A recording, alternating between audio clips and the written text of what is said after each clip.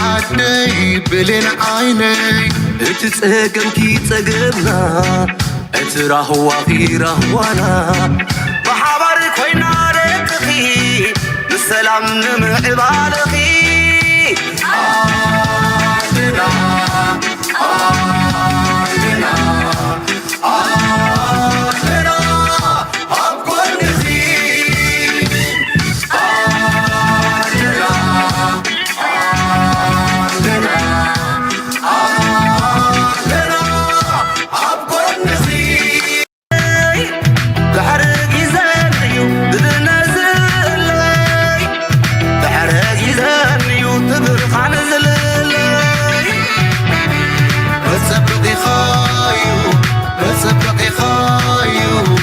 شكوري خايو زقيات جيزي متراري خايو زحم كل جيزي نزحل في معبر كما ترازي بحوت حي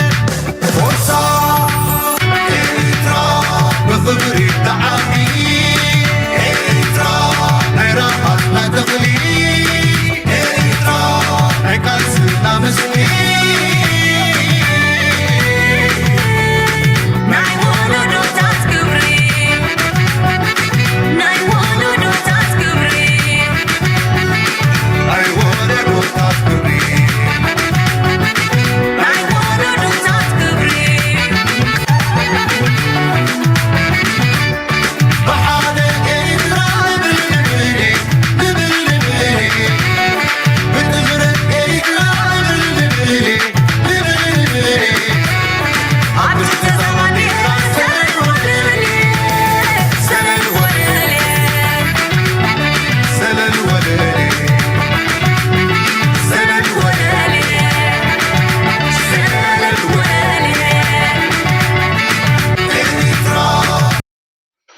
سلام تخطاتلت نايز channel كم يفتخونوا تبوك تكونوا ناي وتر تمليتنان بحقنا يولومون كم وتر وقداسن وانا وانت استوتات هزنا لكم مثلنا لنا سامو داتا نايز مدب سانا خد صنحو بخبرنا عدم لايك نا قبركم نايز مدبنا جمرو بزوم شدشته مجلس زير كبوم بلو زخونه وحدت بلو زخونه درفيك حواويسوم منفس كاز حدث مورالك حفظ بالدرفز قبرولنا امسكنو ليسكاكي مسقلنا يمكن حل فاي قبان كم زعينة سرح نبار مخانو بزي خاطري لما مدبيك بجماري حنتي صبغت زيناك بوكمي كاب عدسي نقبر فيديو تاسي ناقد بس تكفالتنا حبرتسبنا كم دوت زلو حبريتا متيني ترى سبات ديكونس ولا ون اي منقست حلفتي زد اليوم حبريتا كم زكاتاتلون نتزيد اللي شلال بلو زقدس حبريتا جن كم زبصحم سميع له سلازي انا زقبرو تراي ديكونس نسخاتكم ونزي channel زين العالم حاف مبالكم نابز بوبوتا يبصح كم زل ملختنا كحبركم يدلي الامانه دما تحبريتانا كل نقفيتان نقبرو ديو حبريتان هبو ديو قال نقبرو ديو نعدنا ناب صبغ درجه موسى دمبر نعدنا ناب حماق نقر موسات كم زي كونه بس انت شعتن percent نايز ابالات نايز channel يردو ويم هذا percent يردو انا يبلون يقل دائما يلكا الوتاو مقبار الوتا مصحف فاشن كوين سلت سمعمي كما بنتك بكمي بزعبا بانكنا ايرترا استزاربكوا تابع ايرترا زمص زبالتني استزاربكوا اتا ساكاليت دما زلنكنه زناي تقومت دوغلو دنا سنا دوغلو وشت عداتو لزبلكم كلتين زين حبريتاتا زياتم اري بزح بروباغندا يقبرني راب زريهم ما يهمش كلتين ابعد بصحن زملكتهم سبات نتحسب وسيدو نا انا بديسكشن يتيوم ملسي يدالو خمزلو سمين تاي مالتيو كلتين تناي بانك تكون بانكي نزملكت اكل بصيحو زدله صغناتات نخغبر يغوايو كم زلون نعاي سميعهم ديكونس بعبيو زنبره مسرحناتهم سلازغونه كن حبريتا كن تفكر كم زغونه ترديني اتا تاناي تقومت بحال دلا زاتو زلو زبل ودما نعو معصاو زيكونه ኤርትራውያን ድምጽታት ከምናትና ናይ ካልን ድማ ናብ ኤርትራ ንኻቱ ቅልጡፍ ዝኾነ ብሃገር ደረጃ ዘይኮነስ ብግዱሳት ኤርትራውያን ይስራሕ ከም ዘሎ ሰሚዐ ስለዚ ክልቲአን ተንዛሓብናየን ርእይቶ ኣብ ዕላማን በፂሐን እቶም ኣብዚ ኮይንኩም ድማ ሃናፅ ርእይቶ ኣገዳሲ ዝበልኩም ትኽክል ነርኩም ትኽክል ነርና እቶም ዓድና ለውጢ ንኸይመጣ ንሽተይ ነቐፌታ ክንብ ከለና በንፃሩ ጥራይ እናተርጎሙ ነገራት ክትዓራረ ወይ ክስተኻኸል ሃናፅ ነቐፌታን ሃናፅ ሓሳባትን ንኸይንህብ ዝዕንቅፉ ድማ እንታይ ምዃኑ ዕላማውን ክበርሃልኩም ኢለ እቶም ትኽክል ኣብቲ ዓዲ ኮይኖም ነቲ ዓዲ ዘመሓድሩ ዘለዉ ብምንታይ ዕላማ ከም ንዛረብ ዋላ ከይነገርናዮም ዋላ ቴሌፎን ጌርና ከይሓበርናዮም ካብዚያ ንገብራ ለይሉ ኩሉ ከመዝግን ደልየ ዘለኹም እቶም ናብ ዝምልከቶ ሰባት ተሰድዎ ቅድሚ ሕጂ ከምኡ ኢለ ነይራኒ ቪድዮ ንሕና ንገብሮ ንሓደ ሓላፋ ብኤርትራ ደው ኢልና ከምዚ ባግበር ኣይበሃልኒ ሓላፋ ንኹም ክብላ ይክእልኒ ኣብዚ ፓብሊክ ንምስተዛረብናዮ ግን ሓደ ዝፈልጦ ሰብ ተሰዲድሉ ነቐፌታ ኮይና ይስምዖ ሓበሬታ ኮይኑ ይስምዖ ወሲዱ ንዝምልከቶ የብፅሖ እቲ ዝምልከቶ ድማ ሰሚዑ ዝዕረቶ ኮይኑ ዕረ ግዜ ዘድልየት ኮይኑ ግዜ ወስድ እንታይ ማለት እዩ ኢንዳይሬክት ፊድባክ ምሃብ ፅቡቅ እዩ ኣክንድቃታ ከይድካ ክስቶ ከምዚ ግበር ካብ ምባል ሓሳብካ ትህብ ሓሳብካ ድማ ብካልኦት ገይሩ ተበፂሕዎም ከምዚ ቀይር ከምዚ ትብሎ ዘለካ ዘይኮነስ ልስልስ ዝበለ ሓሳባት ከም ዝበፅሖም ዘሎ ጌርና ስለዚ ስለተሓጎስኩ ኣብ ቅድሚት ዝዛረበልኩም ዘለኹ ኣብ ድሕሪት እውን ብዛዕባ እዚ ጉዳይ እዚ ክዛረብ እየ ናትኩም ርእቶ ናትኩም ሓሳብ ድማ ክፅበየቶም ኩሉ ግዜ ብኣሉታ ብኣወንታ እናረኣኹም ነቲ ኩነታትና ትትግፉ ድማ ኣገይን ናትኩም ሓሳብን ናትና ሓሳብን ኣብ ፍረ በፂሕሎ ትኻሊ እውን ከምኡ ኣብ መዓልቱ ክበፅሕ ምዃኑ ክነግረኩም ስለ ዝደሊ እየ ሕጂ ናብቲ ዘሎ ኩነታት ክንሰግር ብዙሕ ነገራት እዩ ዘሎ ምስ ኤርትራ ዝተሓሓዝ ብዙሕ ነገር ከስማዓኩም እየ ምናልባት ናይ ሎሚ ቪድዮ ኣዝያ ኣገዳሲት ክትከውን እያ ብፍላይ ኣብ ዳሕረዋይ ክፋልናታ በዚ ንጀምር The military says it's completed an 11th consecutive night of airstrikes against Iran. US Central Command says it targeted Iran's maritime capabilities, drone facilities and aircraft hangars. Air defenses were activated across Tehran for only the second time in the latest round of escalation. Explosions were heard in the northwest, including the city of Tabriz, which was targeted for a second day. Several cities on Iran's southern coast were also hit in the latest round of መበል 11 ለይቲ ወይ እውን መዓልቲ ትህረም ዘላ ኢራን ከቢድ ዝኾነ ኩናት ይካየድ ከም ዘሎ እዩ ዝንገር ዘሎ ከቢድ ዝኾነ ኩናት ይፍፀም ከም ዘሎ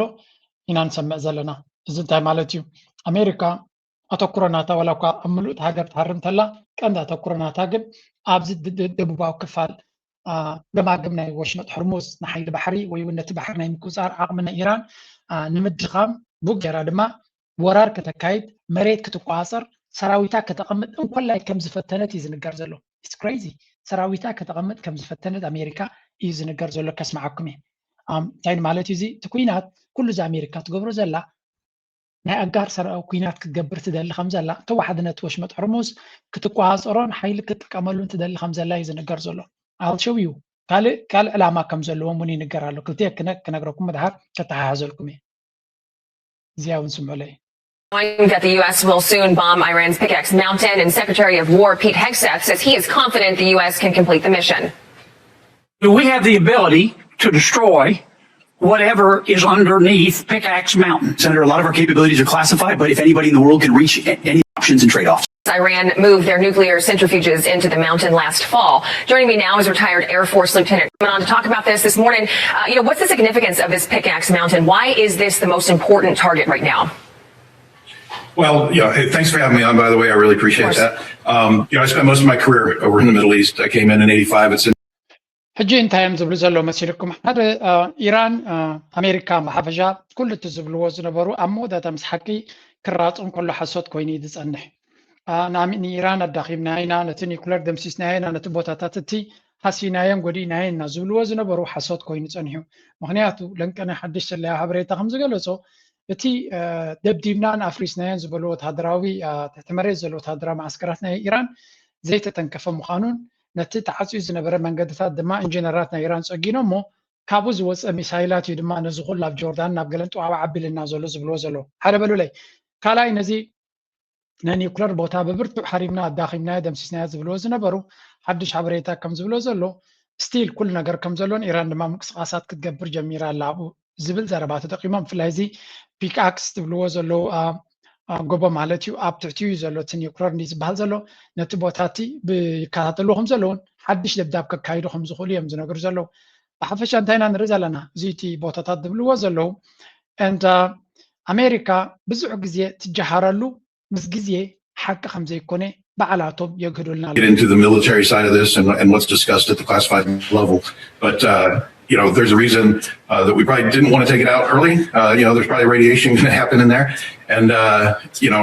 with what we're going to have to do, because Iranians have been given every opportunity. President Trump has given them every opportunity to come to the table. The problem is we don't know who's in charge. And when they come into the negotiating tables, they go back, and the people who are really in charge are making. ሕጂ እንታይና ንሰምዕ ዘለና መስለኩም ዶናልድ ትራምፕ ጠቕላላ ነቲ ኩናት ካብቲ ናይ ኒውክለርን ገለን ሬጂም ቼንጅን ገዲፉ ኣብዚ ናይ ወሽመጥ ሆርሙዝ ጥራይ ኣተኪሩ ስለ ዝነበረ እስራኤል ሕጉሳት ኣይነበሩን እታ ናይ ኒውክለር ትብል ኩነታት ይገድፋ ስለ ዘሎ እዚያ ከተዋፅኣና ይትኽእልኛ ካብ ዝብል ተበጊሶም እንታይ ገይሮም ነዛ ናይ ኒውክለር ኢራን ተንቀሳቕሶላ ዝብል ሓደ ናይ ስለያ ሓበሬታ በፅሕዎ ተባሂሉ ኣብታ ናይ ኒውክለር ትብል ዘረባ ከም ዝምለስ ገይሮም ኣለዉ ኣገይ ሕጂ እውን እንተኾነ ከቢድ ኩናት ክግበር ከም ዝኽእል ይግበር እንዩ ዘሎም ካብኡ ዝገደደ ኩናት ክግበር ከም ዝኽእል ኣብ ፉል ስኬል ኩናት ክምለሱ ከም ዝኽእሉ ብኩሉ መንገዲ ይዛረቡና ኣለዉ ነዚኣ ኣብዚኣ ሓዙለይ ካብዚ ንላዕሊ ካልእ ዝገደደ ኩነታት ስለ ዘሎ كبكم كفتني because this is I don't know ሓደ ነቲ ሓደ እናሰዓሮ እዩ ዝኸይድ ዘሎ ቀደድም ድዩ ውድድር ድዩ ወላ እንታይ ክርዳእኒ ይክእልኒ listen to this one እንጂ በዚያ ከርእየኩም ለንቀነ ዝካየድ ዘሎ እቲ ኩነታት ኣባይታ ዘለኻ ከርእየኩም ስለ ዝደሊ ዘለዎ where is that video let's go here Have hid warehouses belonging to Russia's largest online retailer in the Krasnodar region. The company's co-founder says several people were injured in the strike. On Saturday, a similar attack killed at least 8 workers, sparking fires and disrupting operations.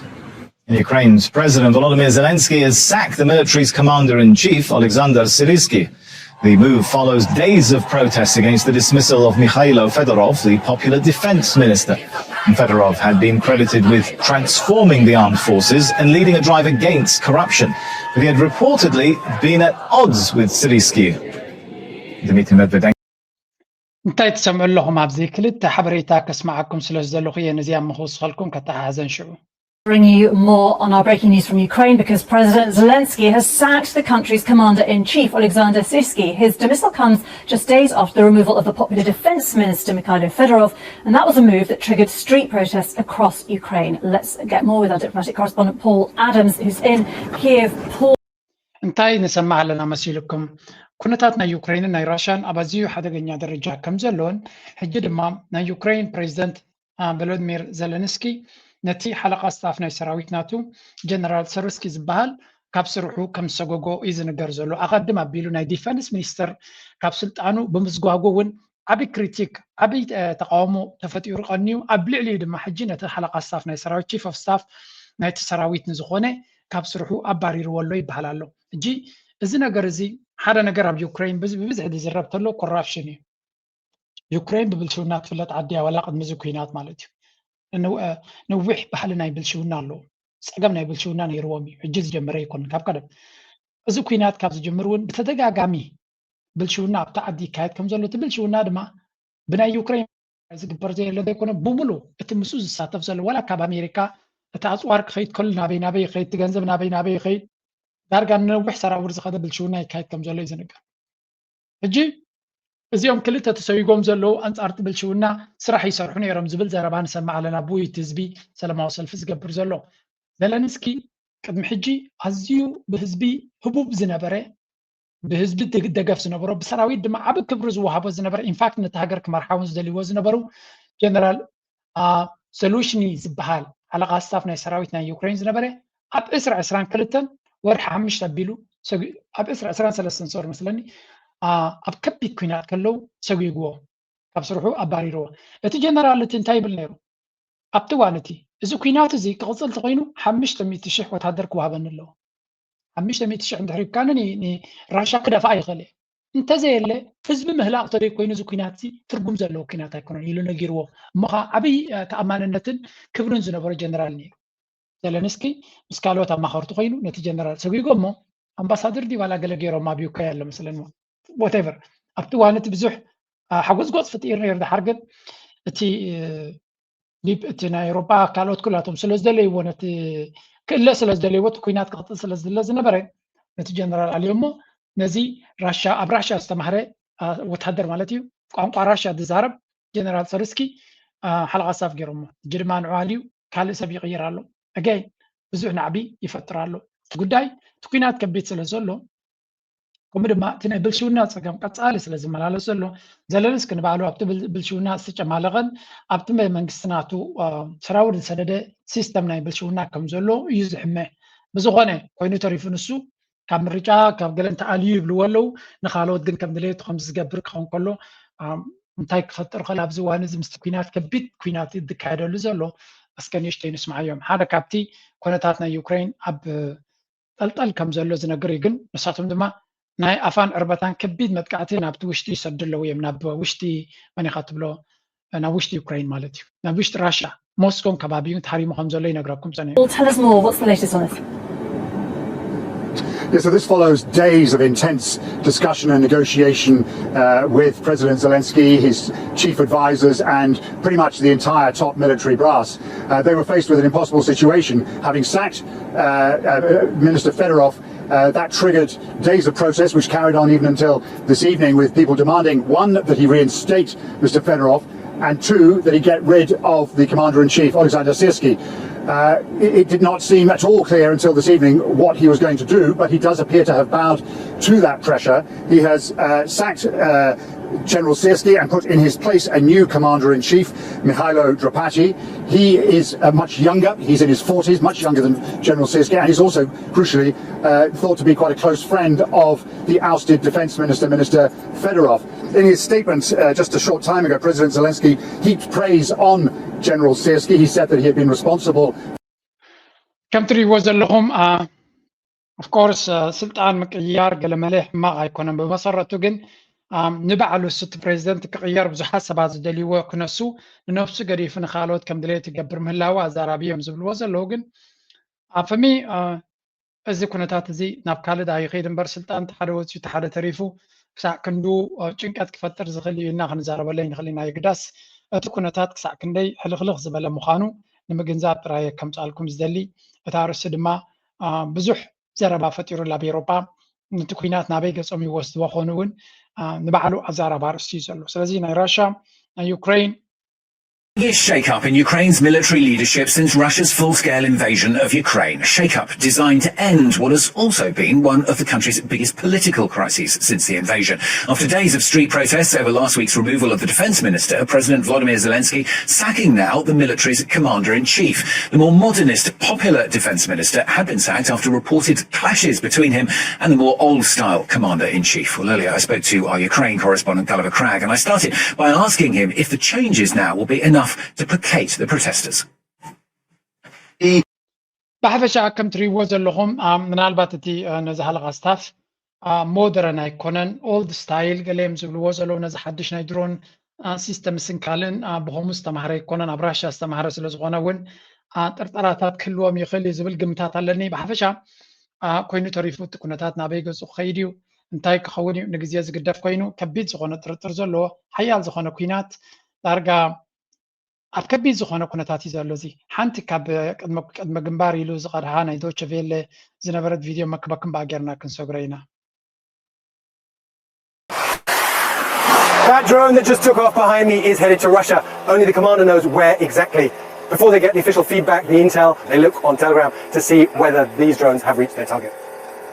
Russian social media is full of videos like this one, which shows Ukrainian long-range FP-1 drones hitting Russia's biggest oil refinery in Omsk, a city that's almost 2,500 kilometers from Ukraine's borders. 9 of Russia's 10 biggest refineries. ከም ትሪእዎም ዘለኹም እቲ ኩናት ኣዝዩ ሓደገኛን ከቢድን ኩናት ምዃኑ ብብዝሒ ድሮናት ኣብዚ እዋን እዚ ድማ ዋላ እግረኛ ብእግሩ ዝኸዱ ታንክታት እናተጠቀምካ ዝግበር ዘሎ ኩናት እዩ ዝግበር ዘሎ እቲ ኩናት ዳርጋ ዩክሬን ሰብ ከም ዝወደድ ተደጋጋሚ ዝዝረብ ወታደራት ከምቲ ዝድለ ወታደራት ትረክብ ከም ዘየላ እቲ ህዝቢ እውን ከምቲ ዝድለ ዝሃደማ ሃዲሙ እቲ ዝተረፈ ድማ ተወዲ እዩ ሶሪ ካበይ ከምፅዎ ማለት ሰብሲ ክትወልድ ይደለካ ክትወልድ ድማ እቲ ተባዕታይ ሙሉ ኣብ ግንባራት እዩ ዘሎ ካብኡ ካይምለስን እዩ ተወሊዱ ካብ ሓፂ ግዜ ይኩኑ ዝዓቢ ስለዚ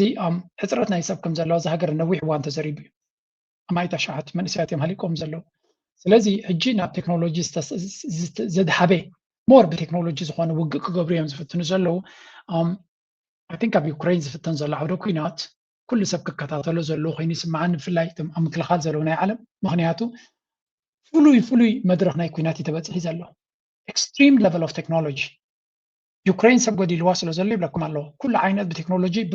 ብሮቦታት ብድሮናት ኢቭን ከምዘን መኻይን ባዕለን ዝንቀሳቐሳ እሞ ከይደን ክትኩሳ ዝኽእላ ድሮን ልክዕ ከምዚ ኣብ ድሮን ከይዱ ዕላሙ ዝሃርም ዘይኮነ ኣብ ዓውደ ኩናት ልክዕ ከምዚ ሃመማ ዝብል ኣብቶም ቅድመ ግንባር ማለት እዩ ብኸመይ ዘሎ እቲ ኩናት ማራ ግናይ ኩናት ዝሕዝን ኩናት ኣብዚ ከነቕርቦ ይንኽእል ኢና ዝሕዝን ኩናት ኢና ንርኢ ዘለና እንታይ ኸዘርየካ this is going to be modern warfare ብሕጂ ንኣትዎ ዘለና ኩናት ናብዚ ዝወስደና ዘሎ እቲ ቴክኖሎጂ ሕሱር እዩ ዝኸውን ዘሎ ድሮናት ከተፍሪ ሕሱር እዩ ብሕሱር ክትሰርሖም ትኽእል ኢኻ ብብዝሒ ድማ ክትጥቀመሎም ትኽእል ኢኻ ስለዚ ነዚ ዓውደ ድሮናት እንተደይ መሊኽካ ኣብ ዝመፅእ ዓለም ፈተና ናትካ ከቢድ ይክኸውን ነቲ ዘለካ ኩሉ ነገር ምዕሪት ማለት እዩ ነቲ ሬሽዮ ክትቅይሮ ተደሊኻ ብዝሒ ወታደራት ምዕስካር ዘይኮነ ብዝሒ ቴክኖሎጂ ዘድልየካ ቴክኖሎጂ ድማ ሕሱር ክኸውን ይኽእል እዩ ባዕልካ ክትሰርሖ ትኽእል ኢኻ ሓማስ ንእስራኤል ከመይ ገይሩ የጨንቕ ኣሎ ሓማስ ንእሽተይ ኦርጋናይዜሽን እዩ ግን ኣብ ባዕልካ ዝተመርኮሰ ነቲ ቴክኖሎጂ ብልሓት ተወሲኽካሉ ብዙሕ ነገር ክትገብረሉ ትኽእል ኢኻ ስለዚ ድሮ ለንቀነ ጥራይ ኣርሚ ሰብዓ ዝበሃል ናይ ሱዳን ናይ ትግራይ ኣብ ሱዳን ዘሎ መዓት ናይ ድሮናት ኤፍፒቪ ዝበሃሉ ንኣሽቱ ድሮናት ናይ ዳዕሚ ሰሪዕ ሒዙ ከም ዘሎ እዩ ዝንገር ተኒ ማለት እዩ ኩነታት ከመይ ኢሉ እቲ ዓውደ ኩናት ክቕየር ከም ዝኽእል ዘርኢ ምልክታት ንርኢ ኣለና ኣነ እኳ ዝብል ባዕልካ ክተፍርዮ እንትኽኢልካ እዩ ነቲ ሜይን ኮምፖነንትስ ክትገዝኦም ትኽእል ኢኻ ግን ባዕልካ ናይ ወታደራዊ ኢንጂነሪንግ ዲፓርትመንት ክህልወካ ኣለዎ መብዛሕትኡ ነገራት ኣለዎንን ኤርትራውን ኣለዋ እያ ዝብል ኣነ በላሕቲ መንእሰያት ኣብቲ ግንባራት ዘሎ ወሲድካ ኣብ ከምኡ ዓይነት ጌርካ ነቲ ድሮናት ምስቲ ዓውደ ኩናት ናይ ኤርትራ ጌርካ ንኣብነት ሕጂ ታንክታት ብኸመይ እየን ዝሕለዋ ኣብዚ ኩናት ዝበሃል እታ ታንኪ ክትከይድ ከላሲ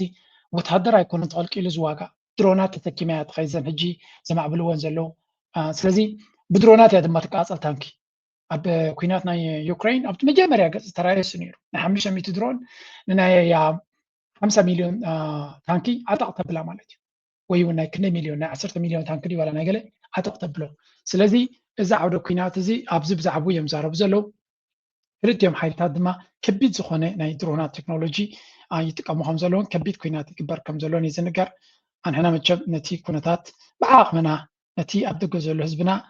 ሓበሬታ ክወስድ ኣብ ውሽጢ ዓዲ ዘለውን ይርዩ ወይ ኣብ ገለ ፖይንት ነቲ ሓበሬታ ክወስድ ወይ ኢና ንህብ ዘለና ጉዳይ ናይ ዩክሬንን ራሽያን ኣብ ክብድ ዝበለ ደረጃ በፂሑ ከም ዘሎ ምርዳእ የድልይ ኢንፋክት ብዛዕባ ቴክኖሎጂ ክዛረብ ከሎ ኩሉ ግዜ እውን ነቲ መድረክ ዝምጥን ሓበሬታ ክህልወና ምስቲ መድረክ ዝኸይድ መረዳእታ ክህልወና እውን ስለ ንደሊ እዩ ብከዝ at the end of the day ምስቲ መድረክ ክትከይድ ተደይክኢልካ ክትዕወት እውን ኣይትኽእልን ኢኻ ስለዚ ነቲ መድረክ ዝምጥን ደረጃ ንቕሓትን ብልሓትን ክህልሎ ሓበሬታ እውን ክህልሎ ናው እተን ኣብ ኩናት ዘየለዋ ሃገራት እንታይ ይገብራ ኣለዋ ምስ ዝብልኹም well they are investing a lot on this technology one of them is China City people think they already know. Pandas, tea houses, La Hogong, coffee places. ክልተ ነገራት ከሪአኩም እየ እቲ ውግእ ምስ ራሻ ምስ ኢራን ኣብ ዓውደ ኩናት ክኾን ከሎ ምስ ቻይና ግን ኣብ ቴክኖሎጂ ዘሎ ትውግእ Gravita's special report. As the AI race heats up, is the future of AI in the hands of China now and not America?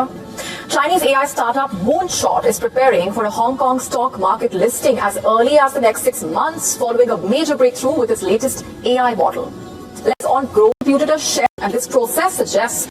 ከም ትሪእዎ ዘለኹም AI ሬስ ዝበሃል ዘሎ እዛ ናይ ቻይና ሙንሻት ዝበሃል እዚ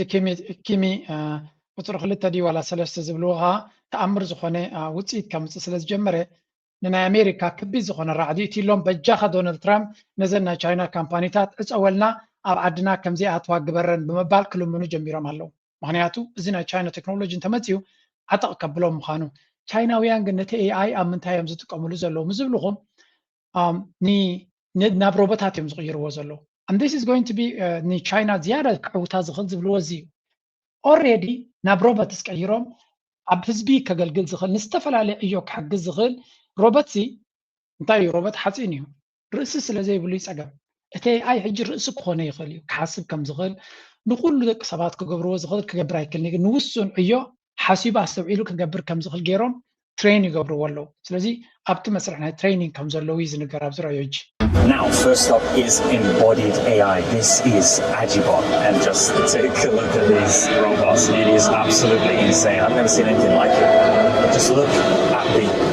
fluidity of this. Actually, when I first walked in, I actually بحفشة تشاينا أبزي عود روبوتات نقدميت كيدا كم زلان كم معلتنا معلتي كم زي أمريكا بكيناتنا إيران ناي يوكرين تقوايز على تشاينا دما أبزي عودنا تكنولوجي بفلاي بتزلوهم تحن زخونة درجة نايتي تكنولوجي أبزي روبوتيكس دفع زخونة بايتان تيفو مالو ما نم كودا درون كم زي كل جيروم يمزقو يزلو عرب تشاينا دما كبيت زخونة ودري يزلو من حتى قدام تون كامبانيتات أبدا قاس لزخونة بتزبد ما تكنولوجي كفوت زخونة أف دقي يزلو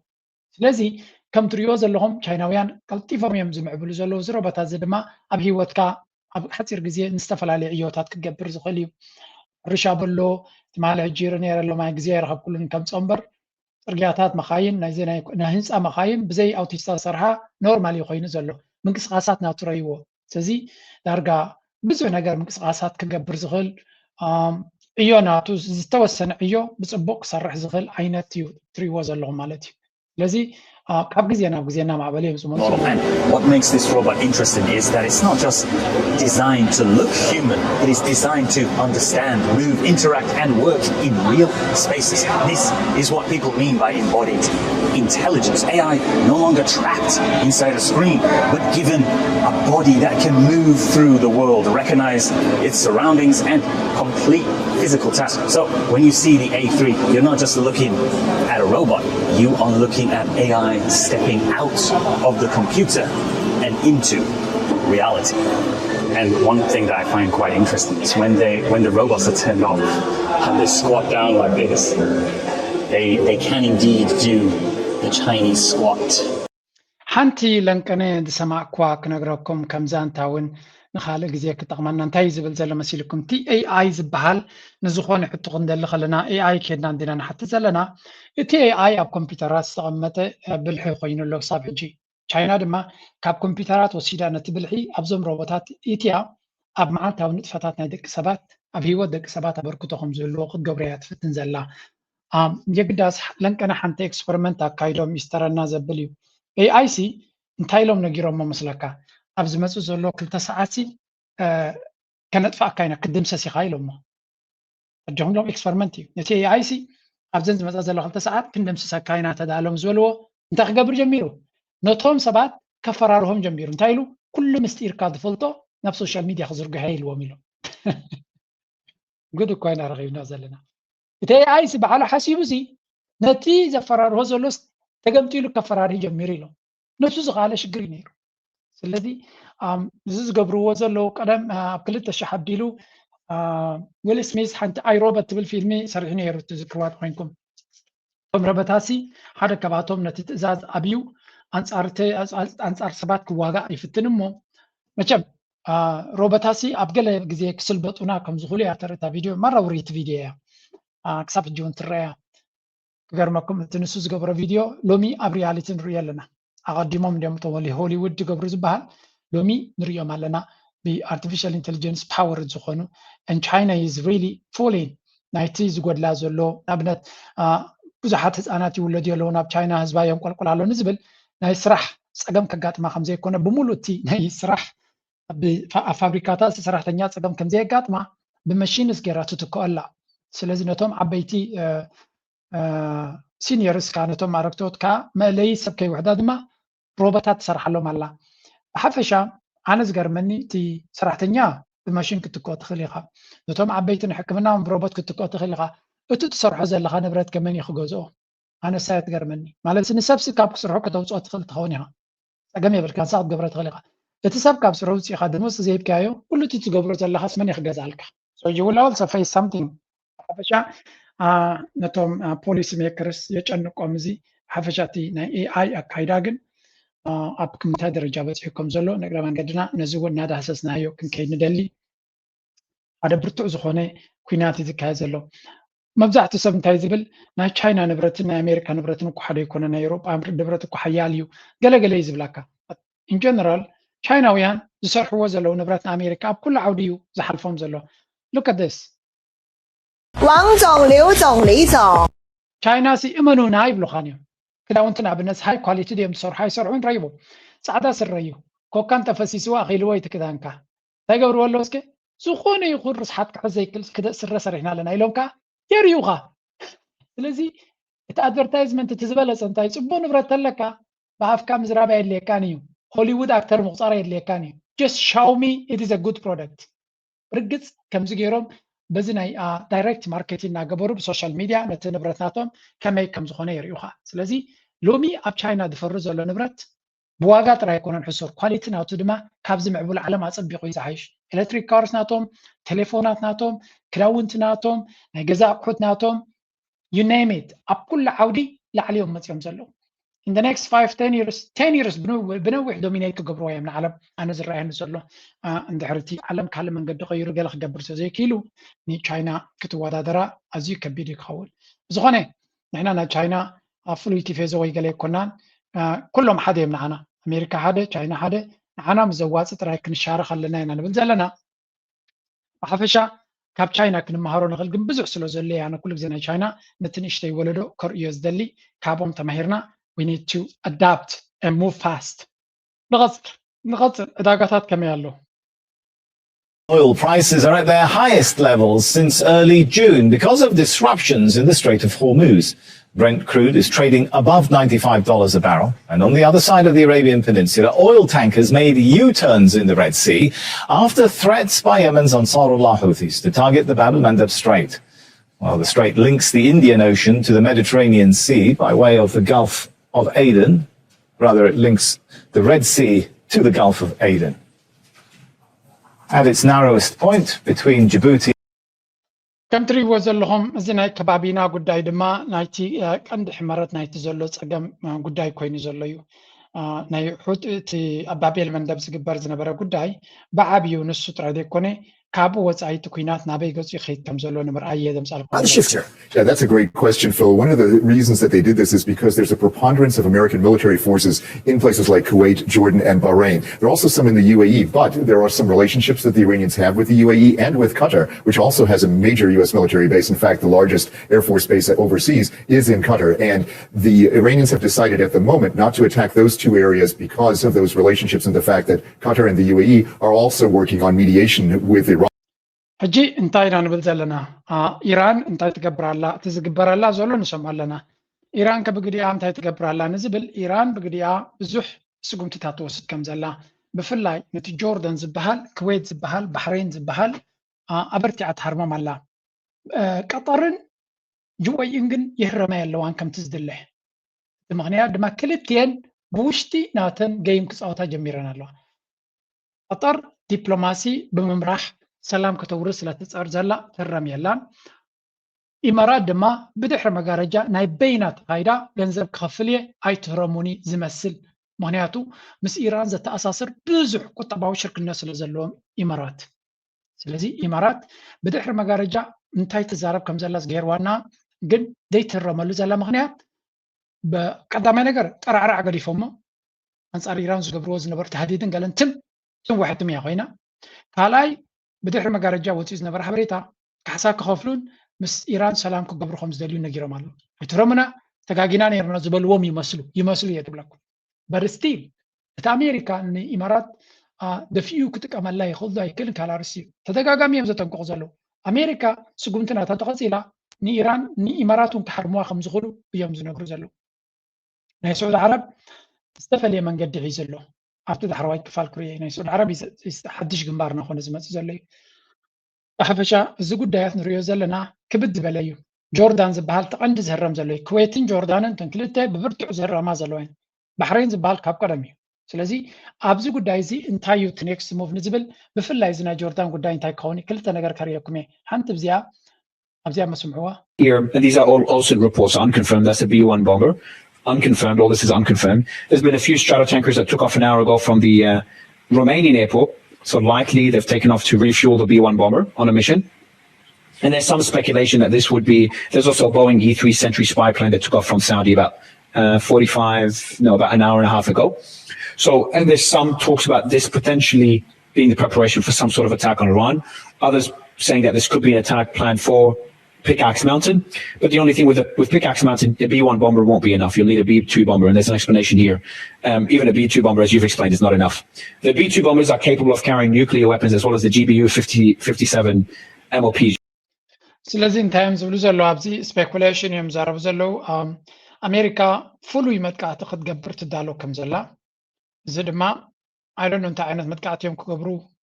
ነቲ ናይ ኒውክለር ቦታ ድዮም ክሃርሙ ነቲ ገማግም ባሕሪ ድዮም ክሃርሙ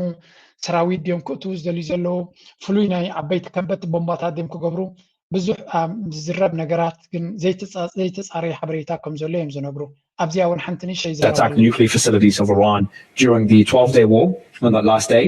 So the B-2 bombers is the one that carries the bunker busters, the most recent, the latest bunker buster bombs that will be able to cause damage in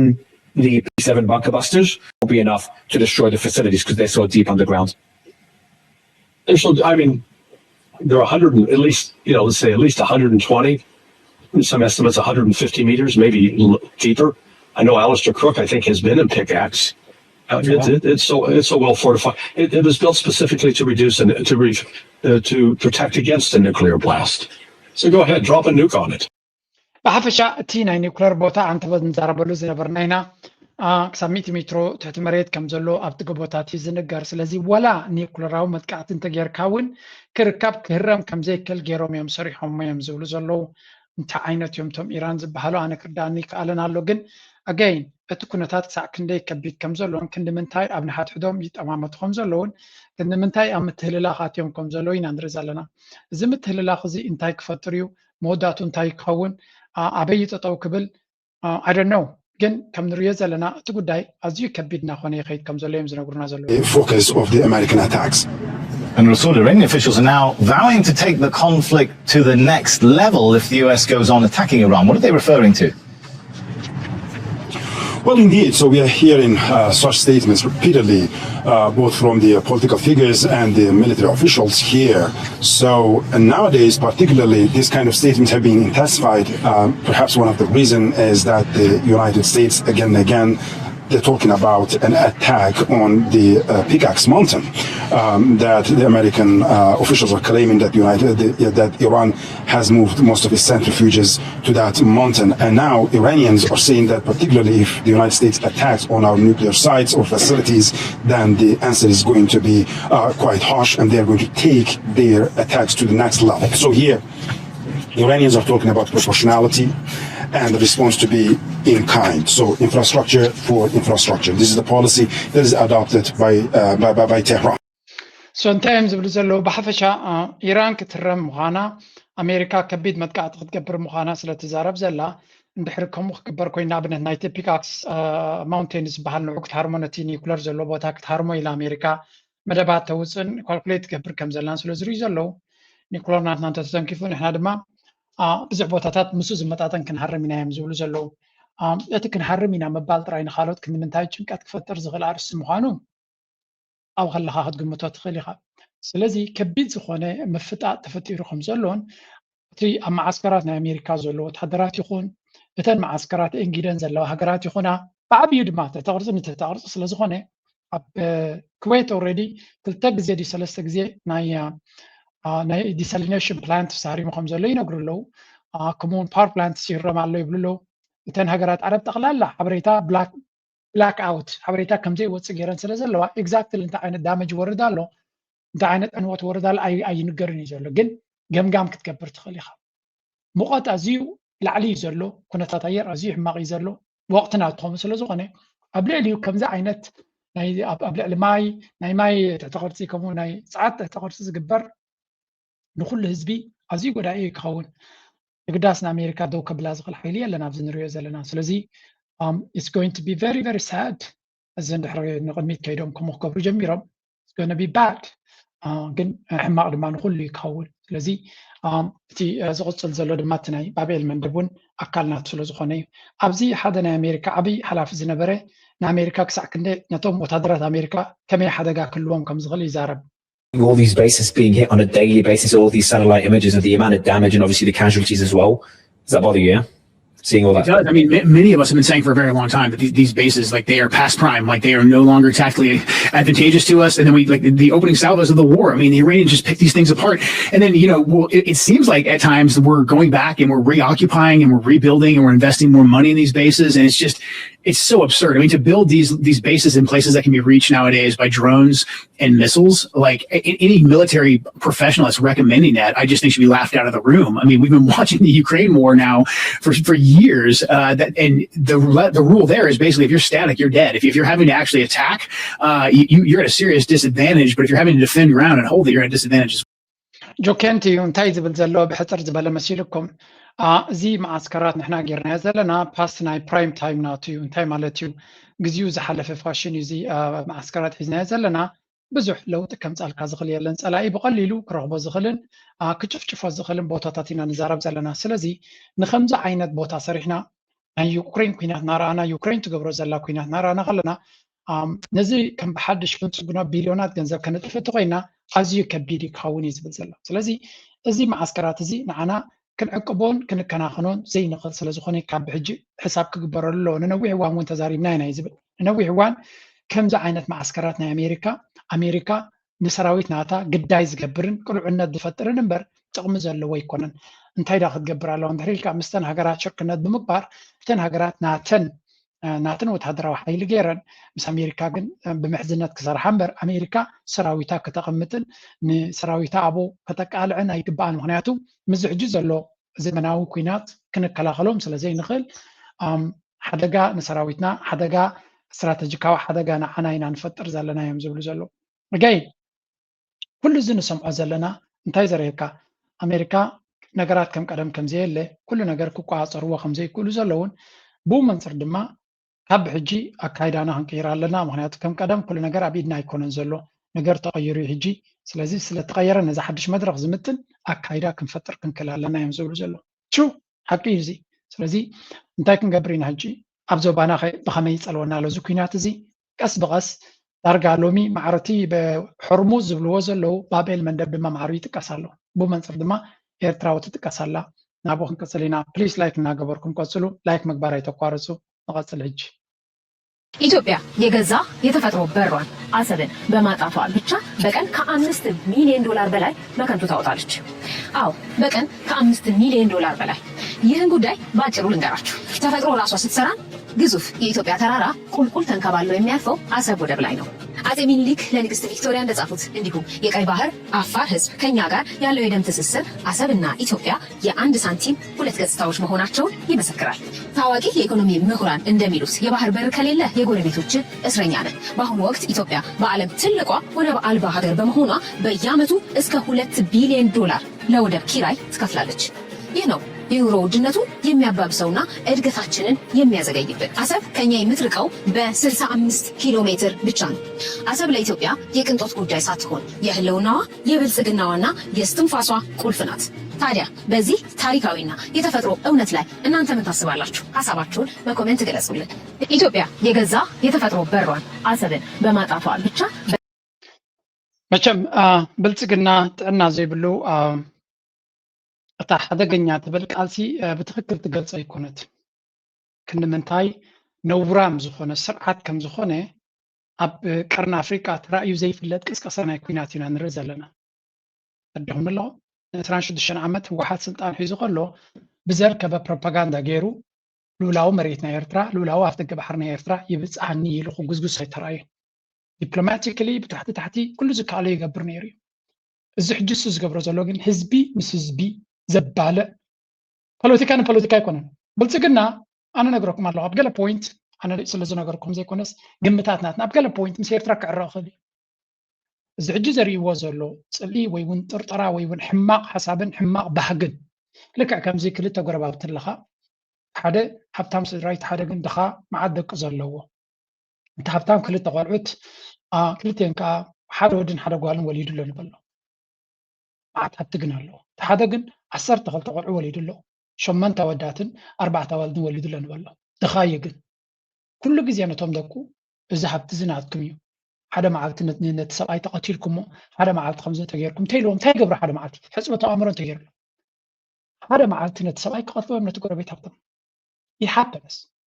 and that's exactly እንታይ ገብር ኣሎ ሰብኣይ እዚ እዚ ሰብኣይ ዝገብሮ ዘሎ ንሱ ኣብ ገለ ፖይንት ምስ ፕሬዚደንት ኢሳያስ ክዕረቕ ይኽእል እዩ by the way ካብ እሙናት ምንጭታት ዝረኸብኮ ዓሰብ ዘብሎ ዘሎ እንታይ ፈሊጥኩም ኣለኹም ዶ ኣብቲ ግዜ ሰላም ዝነበረሉ ከባቢ 12 ግዜ ባፅዕን ዓሰብ ባፅዕ ከይዱ ኢንጆይ ከም ዝገበረ ሰሚዐ እዚ ኣብይ ኣሕመድ ምሕር ናይ ባፅዕን ናይ ባሕርን ናይ ጉርጉስምን ካብ ምሕር መመለላሲ ኣቢ በርገር ዝበሃል ነይሩ ዝብሉ ሰሚዐ ከም ትፈልጡ እዮም ብዙሕ ግዜ ንኤርትራ ዝመላለስ ነይሩ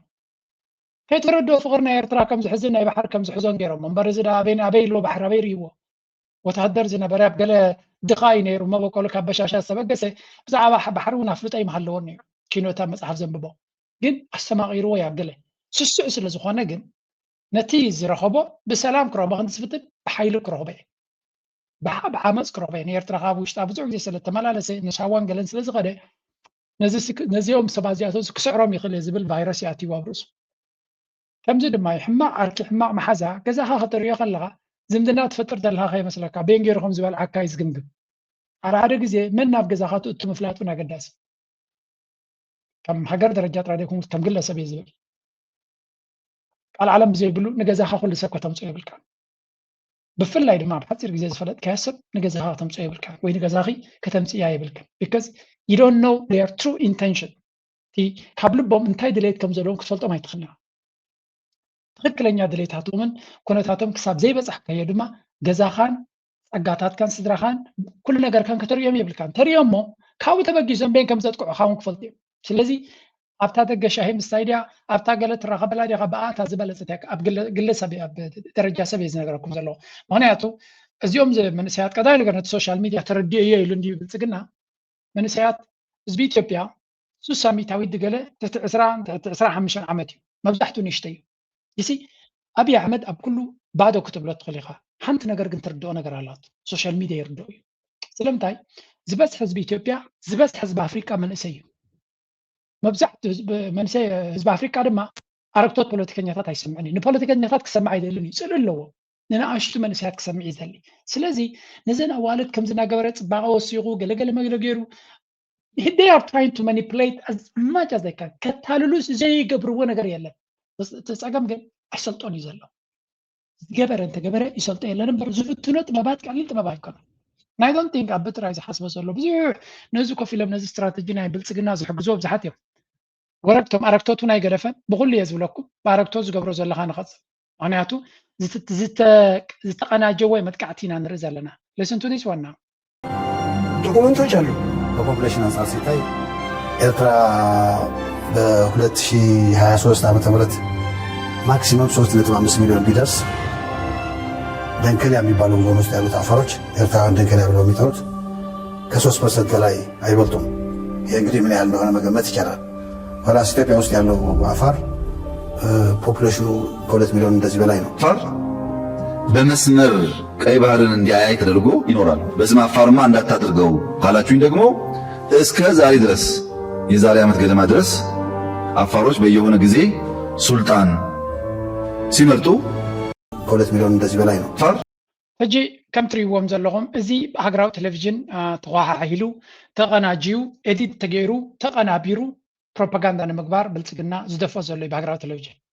ኣዲኹም ናይ ግሊ ቴሌቭዥን ብለኩም እዮም ብሃገራዊ ቴሌቭዥን ብኤርቲቪ ደረጃ ማለት እዩ ካብዚ ንላዕሊ ትሩ ካለርስ ሓቀኛ ምስልናቱን ባህርናቱን ብልፅግና ከርእየና ኣይክእልን እዩ ስለዚ ዓፋር ትብልታ ዝሓሸት ካርድያ ተባሂሎም ኣለዉ ሕጂ ስለዚ እንታይ እዮም ዝብሉ ዘለዉ ህዝቢ ኤርትራ ብናይ ፃጥቃን እዩ ዝብለኩም ዘለዉ 3.5 ሚሊዮን ቁፅሪ ህዝቢ ኣለዎ እንድሕሪ ኢልኩሞ ብ2023 ምስተገበረ መፅናዕቲ እዩ ዝብል ለሰይ 5 ወላ 6 ሚሊዮን ባሎ ንሱ ዝብሎ ዘሎ ነግረኩም ኣለዉ 3.5 ሚሊዮን ተይልናዮ ህዝቢ ዓፋር ኣብ ደንካልያ ዝበሃል ዘሎ ደንካልያ ንብሎ ኢና ንሕና ደቡባዊ ቀይ ባሕሪ ዘሎ 3% ናይ ህዝቢ ኤርትራ ክኸውን ዝኽእል ኢሉ ኣብ ተወለድቲ ናይ ደቂ ኦሮሞ ኣብ ተወለድቲ ናይ ዓፋር ክልል ዓፋር መበቆል ዘለዎም ኤትኒክ ግሩፕ ኣብ ኢትዮጵያ 2 ሚሊዮን ዝኾኑ ኣለዉ እዩ so what does that even mean ኣብ ክልል ሶማል ዘሎ ሶማልያውያን 5 ሚሊዮን ክኾኑ ይኽእሉ ኣብ ሶማልያ ግን 30 ሚሊዮን ኣለዉ so እንታይ ማለት እዩ እዚ 30 ሚሊዮን ሶማል ስለ ዘለዉ ክልል ሶማል ናቦም ክኣትሎ ድዩ ከመይ ዝበልዎ ነውራም ሰብኣይ እዚ ከምዚ ዓይነት ነውራም ሰማይ ኣነ ይረኣኹን እንትርፎ መዋእሉ ምሉእ ተንኮል ጥራይ ክሓልም ዓለም ከተርክቦ ቀሪባ ሓደ ትግራዋይ ኢልዎ እዩ ኣብ መወዳእታኻ ብቐደም እውን ፅቡቕ ታሪክ ኣይነበረካን ኣብ መወዳእታኻ ድማ ነታ ትርከብ ኣብ ታሪክካ ቆሊኻ ሸቂጥካ ባንዳ ኮይንካ በልዒካ ኢኻ ስለዚ ታሪክ ዘይብልካ ሰብ ኮይንካ ትሓልፍ ኢሉ ትሩ ንዓና እኳ ኣይነበሮ ይጥፎ ብቀደሙ ናይ ቀደም ታሪኹ እዩ እንተቲ ሕጂ ዝብልዎ ዘለዉ እዚ ኣቀናቢሮም ዝገብርዎ ዘለዉ ኩሉ ግዜ ኣስተውዒልና ክንሪኦ ዘለና ኢና ብሓፈሻ ምዛ ሕጂ ዘላ ኩነታት ናይ ቀይ ባሕሪ ተሓሒዞም ዓፋር ዶ ጅንዕፍሪት ዶ ወደብ ባሕሪ ዶ ኤግዚስተንሻል ኮስችን ዶ ዘይበሃል ነገር የለን ነዛ ናይ ዓፋር ካርዲ ድማ ኣሻፈረይ ከብላ ዝፍትን ዘሎ let's leave this part let's go to the real stuff what exactly is going on right now ኣሜሪካ ድማ ነዚ ኩነታት እዚ ብኸመይ ትሪእየላ ንስዑድያ ክንታይ የጋጥማ ኣሎ let's start here Fast emerging as a new flashpoint in the West Asia conflict. 3 oil tankers have changed course after Houthi rebels threatened to target ships linked to Saudi ports. The latest developments follow a warning from the Iran-backed group in Yemen. The Houthis had announced a naval blockade against Saudi Arabia. The Yemeni armed forces announced a maritime embargo against the criminal Saudi enemy based on the equation of a blockade for a blockade, and it will enter into force effective immediately upon the... He's warned shipping companies via email to... ከምዛ ትሪእዋ ዘለኹም ስዑድ ዓረብን ሑትን ምትፍናን ናቶም ይቕፅሉ ኣለዉ ክሳብ ሕጂ እቲ ዘሎ ምትፍናን እንታይ ዝብል ንስዑድያ መራኽብ ናታ ብቀይሕ ባሕሪ ክሓልፋ ከም ዘይብለን ብባብኤል መንደብ ክሓልፋ ከም ዘይብለንን እዮም ዝነግሩ ዘለዉ ስዑድያ ድማ ኩሉ ዝከኣላ መጠንቀቕታታት እያ ትህብ ዘላ ኣሜሪካ ትብሎ ዘላ ድማ ክበኩም ሽዑ ከተሓሕዞ ይኩሉ ኣሜሪካ ነዚ ኩነታት እዚ ብኸመይ ትሪእዮ ኣላ ክንርኢና own naval blockade, they say, against Saudi Arabia in the Bab el-Mandab Strait in the Red Sea. That's another critical international shipping channel and oil route. And also, there's new reporting just in today that the Houthis have begun broadcasting messages warning Saudi ships to stop traveling in the Red Sea. Joining me right now is retired Army Major General James Spider Marks. He's the head of geopolitical strategy for Academy Securities. It's good to see you, Spider. Let's talk about this. I mean, the Houthis now threatening the Bab el-Mandab. ሕጂ ቅድሚዛ ሕቶናቶም ምንጋሮም እቲ ናይ ባቤል ናይ ወሽመጥ ሕርሙዝ ጥራይ ከይኮነ ትፀገም ናብ ባቤል መንደብ መፅዩ ኣብቲ መፃብቦ ድማ ድሮ ንስዑድያ መራኽብ ናይ ስዑድያ ብሑቲ መጠንቀቕታ ክዋሃበን ጀሚሩ ኣሎ በዚ ቦታ እዚ ክመፃ ከም ዘይብለንን ምክንያቱ ሓንቲ ከብርሃልኩም ኣብቲ ዜናታት ናተይለንቀነ ኣጋጣሚ ግዜ ረኺበ ዘይበልክኹም ኣላ እንታይ ትብልሳ ድማ ኣብዚ ናይ ወሽመጥ ሕርሙዝ ክልተ ዓበይቲ ታንከራት ዓበይቲ መራኽብ ብሕማቕ ተቃፂለን ኣለዋ ፈንጂ ረኺብዎን ኢራን ድያ ወሊዓ ገዲፋተን ስጌርዋናን ዝተነፀረ ነገር የለን ግን ከቢድ ዝኾነ መጥቃዕቲ ዝወረደን መራኽብ ኣለዋ እዚ ማለታይ ማለት እዩ እንተስ ካብ ትእዛዝ ናይ ኢራን ክወፃ ስለ ዝረኣየተን ኢራን ሃሪማተን እንተስ እቲ ኣብኡ ተቐቢሩ ዘሎ ወይ ኣብኡ ተደፊኑ ዘሎ ወይ ተቐሚጡ ዘሎ ፈንጂ ረኺብዎን ከቢድ ዝኾነ ዕንወት ከም ዝወረደ እዩ ዝንገር ዘሎ ናው ቅድሚ ከምኡ ዓይነት ሓደጋ ናብ ቀይ ባሕሪ ምምፅኡ እቲ ሑቲ ነተን መራኽብ ናይ ስዑድያ መጠንቀቕታ ሂበን ኣሎ ነዳዲ ዋጋ ናቱ ድሮ ወሲኹ ላዕሊ ገፁ ከይዱ ኣሎ ንብል ኣለና ስለዚ እቲ ኣብ ገንእታት ዝነበረ ነዳዲ ድማ ናተወደ ይኸይድ ኣሎ so what is going to happen ንዝብል I don't know I really don't know ግን ንሪኦ ዘለና ኩነታት ዋጋ ናይ ነዳዲ ናወሰኸ ይኸይድ ከም ዘሎ ልዕሊ 9 ደይቡ ከም ዘሎ እዩ ዝንገር ዘሎ ከምዚ ኢሉ እናሃለዎ ከሎ ኣሜሪካ እንታይ እቲ ስትራቴጂ ናታ ወሽመጥ ሕርሙዝ ክትቋፀሮ ይካለትን ንዑ ንምኽፋት ድማ ክትዋጋ ኣላ ቀይ ባሕሪ እንተተደጊሙ ከንታይ ክትገብር ርግፅ ዝተፈላለየ comprehensive ዝኾነ ፕላን ከም ዘለዎ ንሪኢ ኣለና ወይ ስትራቴጂ ከም ዘለዎ ንሪኢ ኣለና ግን ኣብ ዝተፈላለየ ቦታታት ዝጥቀምሉ ዘለዉ ግን እስከ ካብ ኣፎም ምስማዕ እዩ እንታይ ክገብሩ እዮም ዝሓስቡ ዘለዉ Declaring this blockade on Saudi ships from passing through. If this really does go into effect, if we now have a second major shipping channel that is threatened and thus, there will be disruption to it, what does that mean for the United States if this becomes a new front of this war?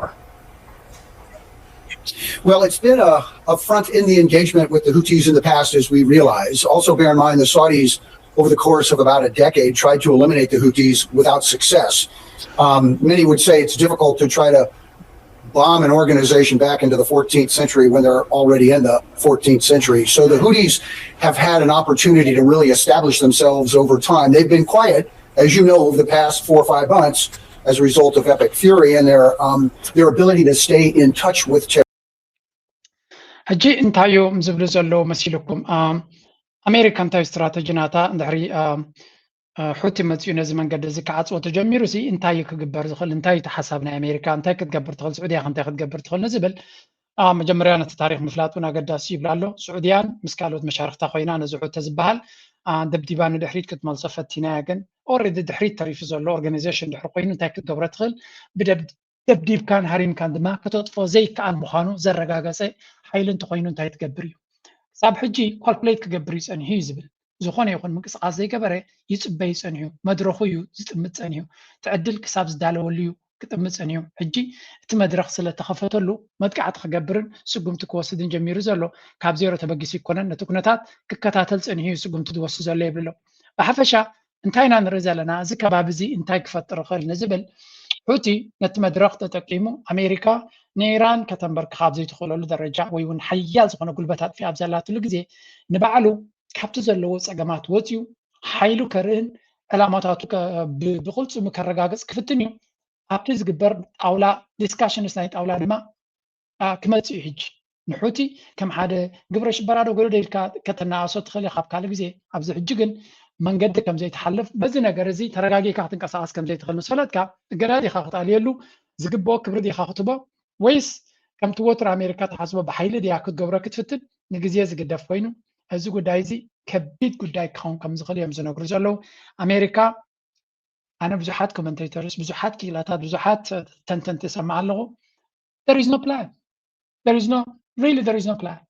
منالبات سعوديه حفكفت بلالا بريزنت هاجر ايرتراون ناب سعوديه غسو خايت كم زغلي بحالالو مجمريا اسكزيان اسمعي إيران زدقفو عطقات حتي قبل السعود عرب إناي بحر إجدا كم زنبرو أفليتهم وها بقال وتهدراو كنفت كجلة تسقمتي بقصبة تجوارو كخون مخانو بمجلات أفدق كيه بحري زخون استراتيجية ومسألة باب ألمان دبن مركب سعود عرب عطو كخونن إذا جماعة سعود عرب أبتي بحوت زمحدر سميناهم عرب يمن نزركبو ودباتن معرفون فرتن بمعصاوة كم جبر ملسز توصلو كوينو له منستر وصاي قديات سعود عرب نتخص بمخنان بمسارة أهجراو حقين مركبات عن مكلخال كله أدلاي سقمتي توصل مخانا فليتولو أزي برهانن تنتان قرن أفريقيا مخلي مبرقن عبد الرحمن سيد أبو حشم أبي قرن أفريقيا كمز إذا حدش لوتي أبي قرن أفريقيا 5 زخل صلوان وترن انتاي خوني خلب مبال أزراري باتولا سعوديا ግን ንመጀመሪያ ጊዜ የምቆሙ ዝገብሩ ዘሎ ብቐጥታ ምስ ኢራን ዝተኣሳሰረ እዩ ዝመስል ዘሎ ምክንያቱ ኣብ ሆርሙዝ መፃቦ ንዑ ኣብኡ ሕዩ ኣብ ዝዋን እዚ ተዓጪ ስለ ዘለዎ ምስ ኣሜሪካ ኣብኡ ብዙሕ ግጭት ኣሎ ብዛዕባኡ እንዳማዕበለን እንዳገፍሐን ኣብ ዝኸደሉ እዋን ናብ ቀይሕ ባሕሪ ገፁ ስፒል ኦቨር ከም ዝገብር ማለት ዝሰፍሕ ትፅቢት ይግበረሉ ነይሩ እዩ ሕውቲ ነዚ ዓይነት ስጉምቲ ክወስዱ ብዘይ ምስ ኢራን ስምምዕ ዝወስዱ ኣይመስለንን ብፍላይ ናይ ዓለም ቁጠባ ሆርሙዝን እቲ ናይ ባበል መንደብ መጻቦ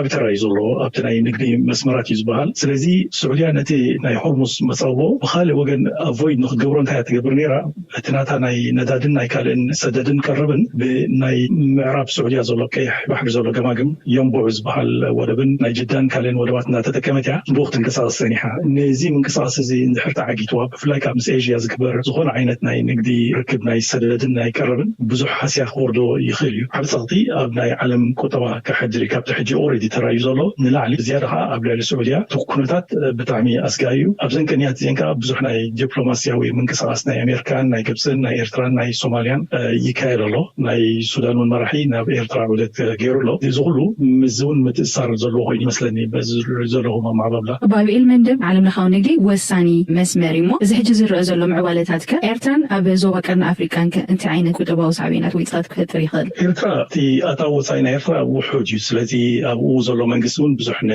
ناي حزبي أكلكلوت ذهبن بزحنا نقدي ركب مسكالوت حجرات زلو عينت منقسي كونا جين سوهم إلو كولو إيرترا أبتي ناي كيح بحر ناي دوبا وقيح بحر بفلاك مس باب المندب أزيوز تأسسر أجر كمخانمة أبزوك بابزي زخون عينت رسمي مزولو وموت رسمها كبحرن على حجرات زساتف مزول كابو حليفها نقبسون كسلواي مهنياتو كبقبسي كبسويس كانال تطو أتاولوا ما بنتابع عمد بحال 10 بليون دولار زقمت أتاولوا قبسون تقولي كونيات إتي رزقبر زلو حجم دبلوماسيا ومنقصاصات بين أمريكا فلوي لوخيون قبسون بسعوديان بخالوتون كفتن سنة حساب حجم عليهم إتي قداي تاتانا كيح بحري ني كيح بحري زلو حجرات زملكتيو نتابع بزح كزربن سنيحي كم زعينا كل الله وزفتروا لكن قبل عليه يرفع عبد صاطي خوني أبز قداي زي مرقص نخلون من هالبات مس أمريكان سعوديان قبسون تحبابيرا نزنا يحوثي حركات باب المندب كونتين ዜና ምበር ተሓባባሪት ንክከውን ፀጥታት ይግበር ላይ በተኸላይ ወገን በኢትዮጵያ ሸነፍ መንግስትና ኢትዮጵያ ዓለም እንተፍኪድኩም ለይና ዓሰብ ክቆፃፀር ነዚ ደቡባዊ ቀይሕ ባሕሪ ናይ ኤርትራ ኣነ ናትኩም ኣገልጋሊ ኮይነ ሰራዊተይ ዘሎ ኩሉ ዓቅመይ ዘሎ ንዓኻትኩም ንናትኩም ረብሓታት ከውዕሎ ድሉ እየ እንዳበለ ዝሓለፈ 3 ዓመታት ክዛረብ ፀኒሑ ዶ እዛ ናይ ሴኪሪቲ ጉዳይ እንዳልዓለ ክዝረበላ ፀኒሑ ኤርትራ ምስተን ካልኦት ሃገራት ስዑድያን ግብፅን ኣሜሪካን ኣብ ዘይተተሓባበረሉ ግዜ ብኻሊእ ሸነኽ ብኻልኣይ ፀቕጢ ናይ ኢትዮጵያ ነዘን ሃገራት እዚአን ኣዕጊቡ እሞ ኣብ ኤርትራ ብወታደራዊ ሓይሊ ከባቢ ብፍላይ ናይ ዓሰብን ምክንያቱ እቲ ባብል መንደብ ዝቐረበ ዓሰብ ስለዝኾነ ክጎብጥ ከሎ ምንቲ ረብሓን ክብላ ምናልባት ዓይነን ክዕምታ ወይ ከዓ ከፍ ቅላለይ ይኽእል እየን ዝብል ግምት ወሲዱ ብኡ ተበራታቲዑ ከምዚ እውን ስጉምቲ ክወስድ ይኽእል እዩ ኣብ ልዕሊ ኤርትራ ውግእ እዚ ወታደራዊ ወጥረኸ ካብዚ ሓሊፉ ናብ ካልኦት ከምዛ ትሰምዕዋ ዘለኹም ብሃሽም እዩ ክዛረብ ፀኒሑ ሓደ ካብቲ ንመብዛሕትኡ ኤርትራዊ ግምት ክበሉ ዝግብኦ ነገራት ኩሉ ግዜ ኣብ ከባቢኻ ዘጋጥም ሓደጋ ሸለል ኢልካ ክትከይድ ኣይትኽእልን ኢኻ ዘፍቅድ እውን ኣይኮነን ምክንያቱ ሸለል ክብለ ያነ ናይ የመን ንዓይ ዝምልከት ኣይኮነን ባዕልኩም ትፈልጡ ቀደም ምሽ ሃሪምኩሞም ሸለል እንድሕር ኢልካ ወይ ምስ ሕቱት ክኾን ኣለካ ወይ ምስ ኣንፃሩ እዚ ኩናት እዚ ቅድሚ ሕጂ ንሕቱ ክሃርሙ ከለዉ ብምሎ ምስ ኤርትራ ተሻሪኾም ዓሰብ ንከምኡ ዕላማ ይጥቀምሉ ከም ዝነበሩ ዝዝከር እዩ ሕጂ እውን እንተኾነ ኤርትራ ፈትያ ፀሊያ ፖዚሽን ክትሕዝ ክትግደድ እያ ኣይወነ ቢ ኒውትራል እንድሕር ኢላ እንታይ ይብላኩም ፀኒሑ ኣነ ኣብዚ ጉዳይ እዚ ናይ ሕቱ ኢደያይቱኔ ድሕሪ ኢላ እንታይ ክገብሩ ክእል ብልፅግና በንፃር ክጉስጉስ እዩ ኣነ ቦታ ክበኩም ናይ ጥራይ ሓግዙኒ ኢቨን ሰራዊት ናተይ ተጠቀምሉ ህዝቢ ናተይ ተጠቀምሉ ዓሰብ ክትሕዝዋ ክሓግዘኩም ይኽእል እየ ንዓይ ጥራይ ሓግዙኒ ክብል ይኽእል እዩ ስለዚ ኤርትራ ነዚ ነገር እዚ ፕሮአክቲቭሊ ዝበሃል እዚ ኸ እንታይ እዩ ኣክቲቭ ዝኾነ ኤንጌጅመንት ምግባር እዩ ኦልሬዲ ትገብሮ ዘላ ኩነታት ኢና ነጉልሕ ዘለና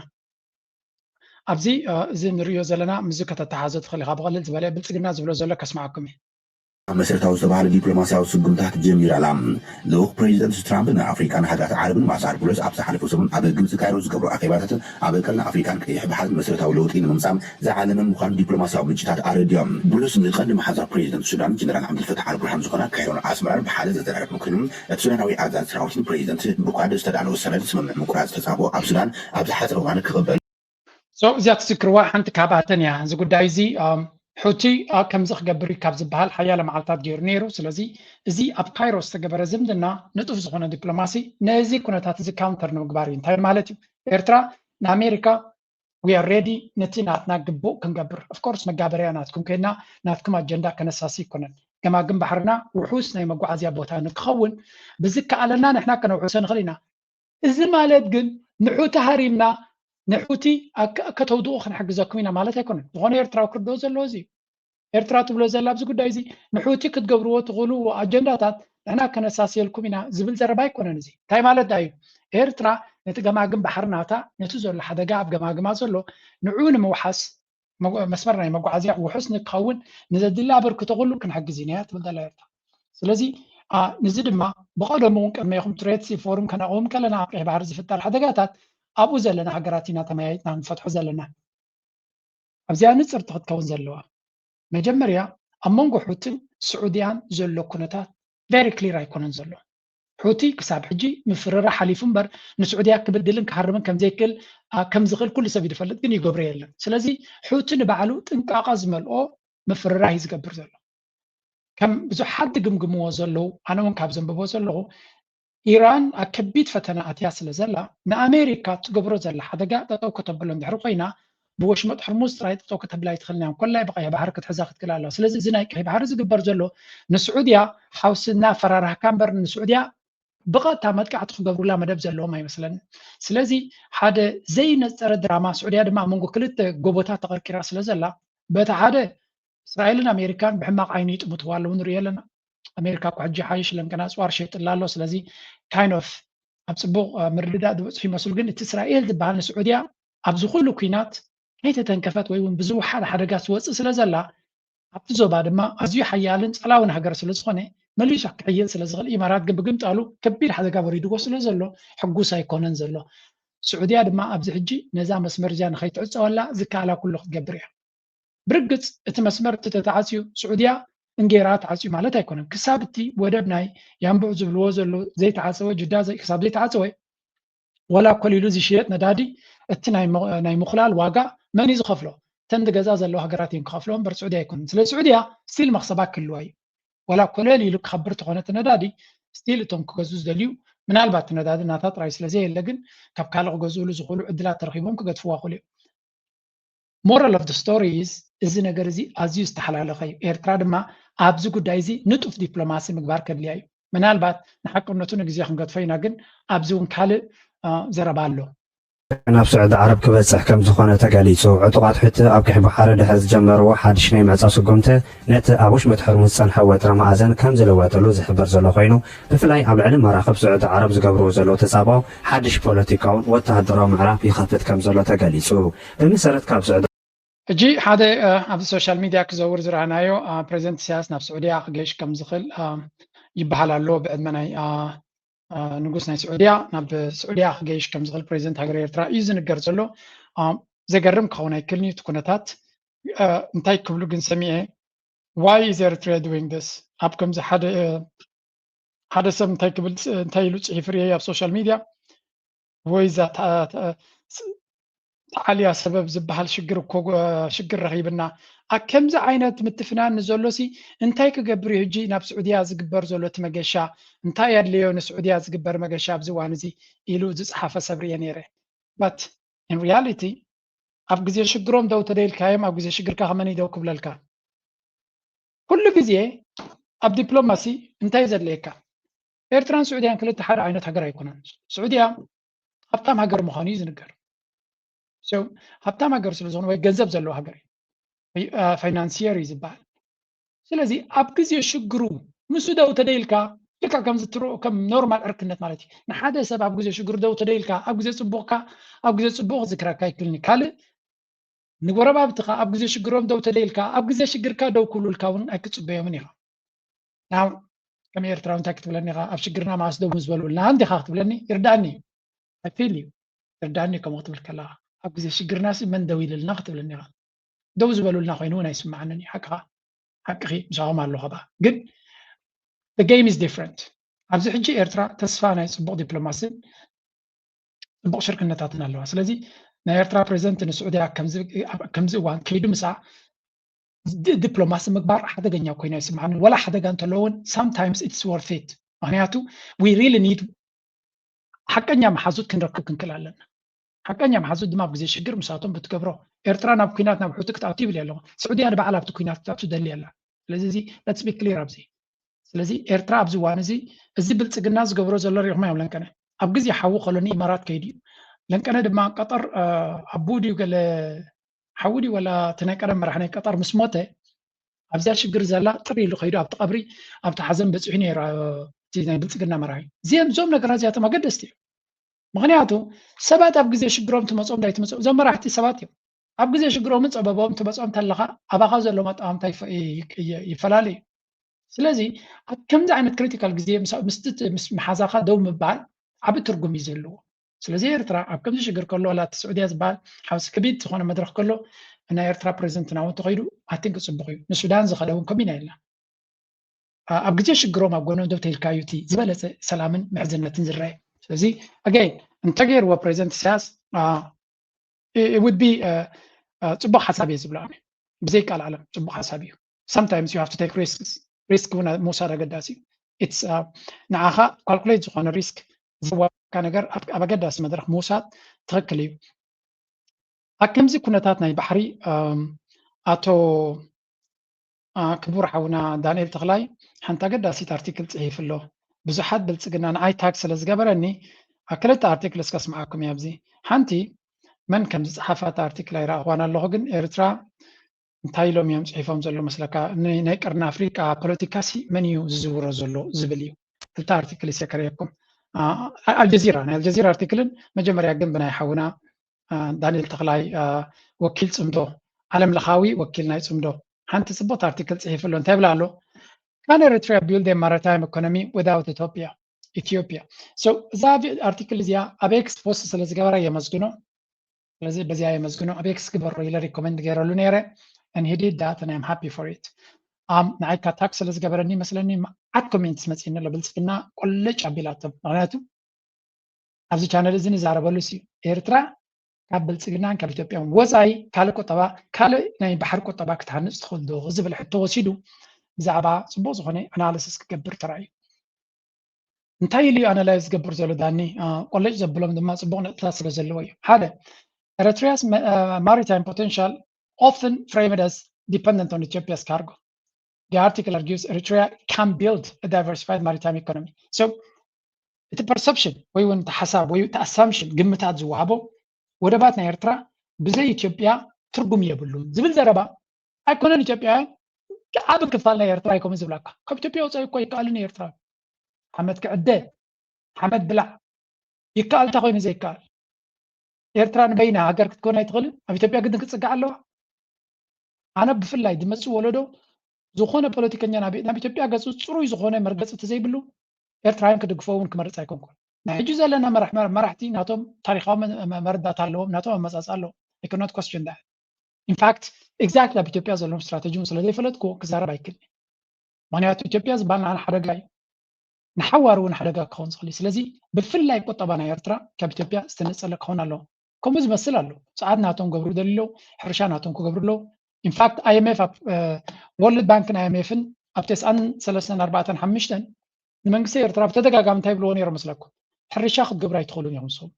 ሕርሻ ካብ ኢትዮጵያን ካብ ካልእን ግዙእ ንስኹም ኣብ ካልእ ማኒፋክቸሪንግ ገለ ይዘዋፅኣኩም ኣብ ባሕሪ ገለ መለ ኢንቨስቲ ግበሩ ምክንያቱ መሬትኩም ንሕርሻ ዝኸውን ኣይኮነን ይብሎም ነይሩ ንሳቶም ካብ ኖ ሕርሻስ ክንገብር ኢና ነብስና ብመግቢ ክንክእልሲ ክንፍትን ኢና ይብሉ ነይሩ እዚኣ ምስ IMFን ወርልድ ባንክን ዘይተሰማምዖም ነጥቢ ነይራ ስለዚ ብመሰረቱ ኣብ ነብሶም ዝተመርኮሰ ቁጠባ ክሃንፁ መደብ ነይርዎም እዩ ጽቡቕ እዚ የግዳስ ኣብ ኢትዮጵያ ዝተመርኮሰ ቁጠባ ድማ ሃኒፆም ነይሮም ምስ ኢትዮጵያ ኣዝዩ ተኣሳሰረ መርኣይ ውፅኢት ናቱ ድማ እቲ ቁጠባ ናትና ብኸመይ ደረጃ ተሃስዩ ርኢና ኣለና ናው ንድሕሪ ሕጂ እቲ መንግስቲ ኤርትራ ዘለዎ ስትራቴጂ ኣብዚ ቀረባ ናይ ቁጠባ ራእይ ናቱ እውን ብፅሑፍ ክወፅእ ምዃኑ ዝንገር ዘሎ I think ናይ UNDP ሓላፊ ከምኡ ክብል ሰሚዐ ኣለኹ ቀሪብና ኣለና ናይ ኤርትራ ምስ መንግስቲ ኤርትራ ኢና ንገብሮ ዘለና እቲ ኢኮኖሚክ ፍሬምወርክ ዝብል ኣብ ክንሪኦ ኢና እንታይ እቲ ፕላን ብሓፈሻ ንዑ ገዲፍካ ዳንኤል ዝብሎ ዘሎ ኤርትራ ካብ ኢትዮጵያ ዝተነፀለ ናይ ባሕሪ ቁጠባ ክታንፅ ትኽእል እያ ነጥብታት ድማ የቐምጥ መጀመርያ እንታይ ይብል ኣለዉ ኤርትራ ኮንትሮልስ ፕራይም ሬድ ሲ ኮስት ላይን ኤርትራ ኣዝዩ ተደላይ ዝኾነ ናይ ቀይሕ ባሕሪ ምስ ባቤል መንደብ ርክብ ዘለዎ ቾክ ፖይንት ምሕንቆ ዘለዎ ክሳብ ኣብኡ ዝበፅሕ ገማግም ባሕርን ደሴታትን ኣለዋ ብዙሓት በሽሓት ዝቁፀራ መራኽብ ዝንቀሳቐሳሉ ቦታ ድማ እዩ ስለዚ እንታይ ክንገብር ንኽእል ኢሉ መጀመርያ ሪጅናል ፊደር ሺፒንግ መጋቢ ዝኾነ ናይ ባሕሪ ኣብ ደገ ባሕር ክንፈጥር ንኽእል ንኣብነት ኒው ማሪታይም ትራንስፖርት ኣግሪመንት ዊዝ ኢጅፕት ኩድ ኢንትግሬት ኤሪትራያን ፖርትስ ዊዝ ሬድ ሲ ትሬድ ኔትወርክስ እዚ ሕጂ ንኣብነት ምስ ኤርትራ ጌርና ምስ ግብፂ ጌርናዮ ዘለና ናይ ማሪታይም ትራንስፖርት ናይ ጉዕዞ ሽርክነት ጌርናዮ ዘለና ከምኡ ድማ ተመሳሳሊ ምስ ስዑድያ እንድሕር ጌርና ከም ኣብነት ክበኩም እየ ዳኒ ንዓይ ክብል ደሊ ኣሎ በርበራ ዝበሃል ናይዞም ሶማሊላንድ ሪኢኹሞ ዶ የስ ምስቲ ናይ ጀበል ዓሊ ዝበሃል ናይ ዱባይ ዝሰርሕ እንታይ ገብሩ ኣለዋ መራኸብ ንነዊሕ ክቕመጣ ዝኽእላ ኣክንዲ ናብኡ ድመፃ ናብ በርበራ ከም ዝኸዳ ክገብርዋ ይኽእሉ እዩ ንኣብነት ናይ ጅቡቲ ወደብ ኣሎ ብዙሕ መራኸብ ናይ ጅቡቲ ዝምድና እንተንገብር ማለት እዩ ንኣብነት ምስ ጅቡቲ ዝምድና እንተንገብር ጅቡቲስ ንዓና ምተጠቀሙልና ባህላ እየ ክሳብ ንሕና ንምዕብል እንታይ ገብሩ ኣለዋ መራኸብ ኣብ ወደባት ናቶም ከቐምጥዎን ዘይደልዩ ምክንያቱ ደይርባሖም ክኸውን ይኽእል እዩ ወደብ ዓሰብ ግን ዓብ ስለ ዝኾነ ኣብ ወደብ ዓሰብ ክዕርፋ ዝኽእላ ጅዳ ከምኡ ካብ ጅዳ ኣብኡ ክኾና ዘይክእላ ወይ እውን ንግዚኡ ናብ ኤርትራ ክፀንሓ ዝኽእላ ወይ እውን እቶም ትካላት ኣብ ጅዳ ሪጋ እንተለዎም ኮይኑ ኣክንዲ ኣብቲ ክቡር ፓርኪንግ ናይ ጅዳን ገለን ዝፀንሑ ኣብ ናይ ኤርትራ ፀኒሖም ኣብቲ ግዜ ዝደልይሉ ናብኡ ክኸዱ ይኽእሉ ፅገና ከምኡ ድማ ናይ መራኸብ ፅገና ይብል ስለዚ ኤርትራ ብዙሕ ነገራት ክትገብሮ ትኽእል ኣላ ባንከሪን ማሪን ፊል ባንከሪን ነዳዲ ናይ መምሊ ቦታ ሺፕ ሪፔር ኤንድ ሜንቴናንስ ፅገናን ከምኡ ድማ ምሕዳስን ናይተን መራኸብ እውን ከምኡ ዓይነት ኢንዳስትሪ ሃኒፅካ ብዙሕ ነገር ክንገብር ንኽእል ኢና ምክንያቱ ዓብ መስመር ናይ ንግዲ ስለ ዘለና እቶም ካልኦት ወደባት ዓብ ሰርቪስስ ክገብሩ ክእሉ እዮም ንሕና ግን ዋጋ ክነግድሎ ንኽእል ኢና ትሕዝ ዝበለ ዋጋ you don't have to compete ብዋጋ ምስ ጅዳ ምስ ገለ ወይ እውን ምስ ናይ ጅቡቲ ወደባት ንሳቶም ቢልዮንስ ኢንቨስት ገይሮም ስለ ዘለዉ ዓብ ዋጋ ክጠልቡ ክእሉ እዮም ንሕና ግን ኣብቲ ደረጃና ትሕዝ ዝበለ ዋጋ ገይርና ተቕርፅናትና ካብ ናቶም ጉድል ክብል ክእል ግን ዝተሓተ ዋጋ ብምግባር ድማ ረብሓ ክንገብር ንኽእል ኢና ስለዚ ኤርትራ ሪመምበር 5 ሚልዮን ህዝቢ እንተለና 6 ሚልዮን ክኸውን ይኽእል እዩ ኣብ ደገ ባሕር ናትና ንህዝቢ ኤርትራ ከንብሮ ዝኽእል ጥራይ ናብኡ ዘቕንዐ ስትራቴጂን ፖሊስን ንፁር ኣቐሚጥና ናብ ስራሕ ምብጋስ ከድልየና እዩ ናብኡ ከይንኸይድ ዝኩሉ ፖለቲካዊ ነውፅን እዩ ዘሎ ኣብቲ ከባቢ ግን ስቲል نتقطع باسي بفلو ينعود راي ببوليتيكا زي قدس مرحلت كلونا له بحالا يعني تي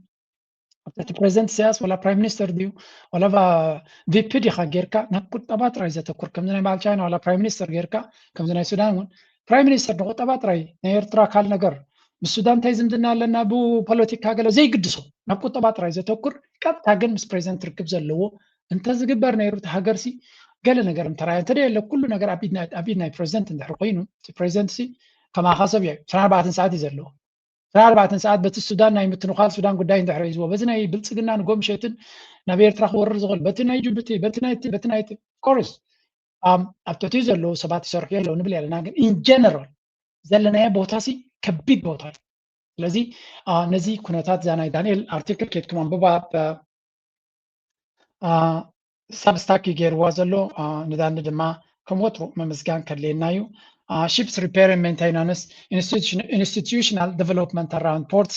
ወደ ባዋ አገልግሎት ምሃብ ስልጡን ዝኾነ ከምኡውን ኣብታ ዓሳድዩ ማኒፋክቸሪንግ ኩሉ ኣብቲ ከባቢ ክንሃንፆ ንኽእል ሪጂናል ትሬድ ቢዮንድ ኢትዮጵያ ከምኡውን ዞባዊ ንግዲ ካብ ኢትዮጵያ ወፃኢ ኣነ እኳ ንኢትዮጵያ ጠቕላላ ገዲፍና ክንሰርሕ የብልና ባህላ ኣይኮንኩ ምስ ኢትዮጵያ ንሕና ካብኣቶም ተፈለየ ቁጠባ ክንሃንፅ ተጀሚርና ክመፁ ክእሉ እዮም ሳና ክሰርሕሉ ዝኽእሉ መንገዲ ክህሉ ይኽእል ይግዳስ ናብ ብልፅግና ናብ ኢትዮጵያ ዝተፀግዐ ዲፐንደንት ኢኮኖሚ ንኤርትራ ንሓዋሩ ሓደጋ እዩ ነዚኣ እዩ ድማ ዳንኤል ክዛረብ ዝፍትን ዘሎ ሳይንስ ኦፍ ፕሮግረስ ኢሉ ዝጠቕሶም ዘሎ ገለ ካብቲ ዝረአ ዘሎ ፕሮግረስ ዝብሎም ዘሎ ድማ ኢታሊ ሳውዲ አረቢያ ኢጅፕት ንኣብነት እዚኣቶም ከም ኣብነት ወሲድዎም ኣሎ እቲ ኤርትራ ትገብሮ ዘላ ሽርክነት ሓንቲ ካብቲ መንግስቲ ኤርትራ ኣብ ዝቐረባ መዲብዎ ኣሎ ንሰምዓ ዘለና ናይ ሆባ ትግባረ ክንሪኣ ካብ ባፅዕ ዝተበገሰ ክሳብ ተሰነይ and this would be a game changer actually ምክንያቱ ካብ ባፅዕ ንተሰነይ ክንደይ ኪሎ ሜትር ክኸውን ኢልኩም ትግምቱ 300 200 አለና ካብ ከሰላ ንፖርት ሱዳን 500 ወላ 600 ኪሎ ሜትር ይመስላል ማና ሜቢ 400 በልዎ አለና 400 ገለስ ከሆነ ሆነ ነው ይት መንገድ ንኽብለኩም ኢለ so ከሰላ ማለት ምስ ኤርትራ ዘለገበ አይደለም ሓደ 2-3 ሚሊዮን ህዝቢ ከባቢ ዘለዎ እዩ ኣስቆይለ ገምጋም ያዝባኩም ዘሎ ለሊ ከሆነ ወልተቲ ይኾነ ምስ ኤርትራ ድማ ጥሙቕ ዝኾነ ዝምድና ዘሎ ህዝቢ ካልኣይ ቦ ማሕጀር ሓሊፍካ ድማ እቲ ምዕራብ ትግራይ ዝበሃል ዘሎ ወይ ምዕራብ እቲ ናይ ሑመራን ገለን መዓት ኢትዮጵያውያንን ኣምሓሩን ዘለዎ ወደብ ናይ ባፅዕ ብቐጥታ ኣክሰስ ናብኦም ክገብረሉ ዝኽእል እንታይ ማለት እዚ ወደባዊ ኣገልግሎት ንኣብነት ሑመራ ብዙሕ ናይ ሕርሻ ቦታ እዩ ሕርሻ ምህርቲ ድማ ንደገ ኤክስፖርት ክኸውን ተኮይኑ ናብ ኣፍቲ ገባሕር ክቐርብ ኣለዎ ስለዚ እዛ ካብ ባፅዕ ተበጊሳ ንተሰነይ ትብል መስመር እዚኣ መስመር እዚኣ ዝተገበረ ተገይሩ ኤርትራ እንድሕሪ ፈፂማታ we are going to be very happy ስለዚ እዚ ንሪኦ ዘለና ኩነታት ድማ ዳኒ ነዚ ኩነታት ክዛረብ ዝፍትን ዘሎ ከም ትሪእዎ ዘለኹም ምዕራብ ትግራይ ዝበሃል ዘሎ ረእይዎ ካብቲ ካርታ ካብ ተበጊሱ ንጅቡቲ ክኸይድ ኣዝዩ ርሑቕ እዩ ብግምታሉ ካብ ምፅዋዕ ተበጊስካ ንተሰነይ ክትከይድ ከምኡ ድማ ነቲ በዓል ኦም ሓጀር ገለ መለክት ኣረኻኽበሉ ነዚ ህዝቢ እዚ ሓደ 10 ሚልዮን ህዝቢ ሰርቪ ክትገብር ትኽእል ኢኻ ኣብዚ ፈዲኹም ኣሎ ነዚ ኣብ ምዕራብ ናይ ሱዳን ዘሎ ህዝቢ ናብ ምብራቕ ናይ ሱዳን ዘሎ ኣብ ከሰላ ጥራይ ዘይኮነስ ወላ ናብቲ ኣልፋስካ ገለ ናበለ ዝወርድ ዘሎ ኩሉ እዚ ቦታታት እዚ ካብ ገማግም ባሕሪ ኣዝዩ ርሑቕ እዩ ዘሎ ንሱዳን እውን ኤርትራ ነዚ ቦታታት እዚ ሰርቪ ክትገብሮ ትኽእል እያ ካብ ባፅዕ ቀጥታ ናብ ተሰነይ ዝኸይድ ሓደ ኤክስፕረስ ወይ እውን ሃይዌይ ብምስራሕ ስለዚ ነዚ እንተሕር ጌርካ ብርግፅ ኣይኖ እቲ ትግራይ ኢልካ ዘሎ እቲ ብባፅዕ ብሰንዓፈ ጌርካ ድዩ ወላ ብገለ ጌርካ እሱ ኣብ ከሎ ብቐሊሉ ክግበር ዝኽእል እዩ ኦልሬዲ ኣሎ እንዲት መስመር ግን ካብኡ ዝዓቢ ዳይናሚክስ ተሪኻ ግን ነቲ ክልል ኣምሓራ ብምሉእ ናይ ሕርሻ ቦታ ይኩም ድማ ስቡሕ መሬት ናይ ሱዳን እውን ተሪኻ ነቲ ቦታታት እቲ ካብ ሱዳን ንላዕሊ ዝምችእን ዝቐርብን ወደባዊ ኣገልግሎት ክንፈጥር ንኽእል ኢና ስለዚ ሌትስ ሉክ ቢዮንድ ኢትዮጵያ ጥራይ ኣይኮነን ዝገብር ኢትዮጵያ ድማ ተገዲዱ ዝመፀና እምበር ተለሚኑ ዝመፀና ክንፍትን የብልና ስለዚ ኣገይን ፖቴንሻል ናይቲ ሃገርሲ ብዙሕ ከም ዝኾነ ንክንፈልጥ ኢልና ኢና ነዚ ንዛረቦ ዘለና ድማ ኣይሆፕ እቲ ኩነታት ናይ ኤርትራ ካብዚ ጭንቀት ዝመልኦ ኩነታት ናይ ቀርኒ ኣፍሪካ ብልፅግና ዝኸሎ ዘሎ ሱዳን ዘሎ የመንን ባሕርን ዝኾነ ዘሎ ወፂና ናብ ፅቡቕ ነገር ንዘራረበሉን ንማኸረሉን ጉዳይ ክንኣቱ ቢካዝ ራይት ናው እቲ ክልል ኣምሓራ ኣብ ምንታይ ኩነታት ከም ዘሎ ንእሽተይ ሓበሬታ ክበኩም ኣለኒ ምክንያቱ ምህውታት ከይኮነና እቲ ኩነታት ዘለናዮ ሲ ጽቡቅ ጌርና ዘየንበብናያ ሰባት ስለዘለና እዚ ስምዑ ሕጂ ነው ጎጃም እየሆነ ያለው። ሰሞኑን ከጎጃም የሚሰማው ከፍተኛ ሜካናይዝድ ኃይል አብይ አህመድ አሰማርቶ ጥቃት እየፈጸመ እንዳለ ነው። ጎጃም ምን አለ? አመሰግናለሁ መሳይ። እንግዲህ ያው ወደ ጎጃም ውስጥ እየተደረገ ስላለ ውጊያ ከመምጣታችን በፊት የአማራ ኣብዚ ክልተ ነገር ከሪአኩም ኣብ ጎጃም ዝበሃል ክልል ኣምሓራ መጠነ ሰፊሕ ኩናት ይካየድ ከም ዘሎ ከቢድ ኩናት ሪሊ ከቢድ ኩናት ይካየድ ኣሎ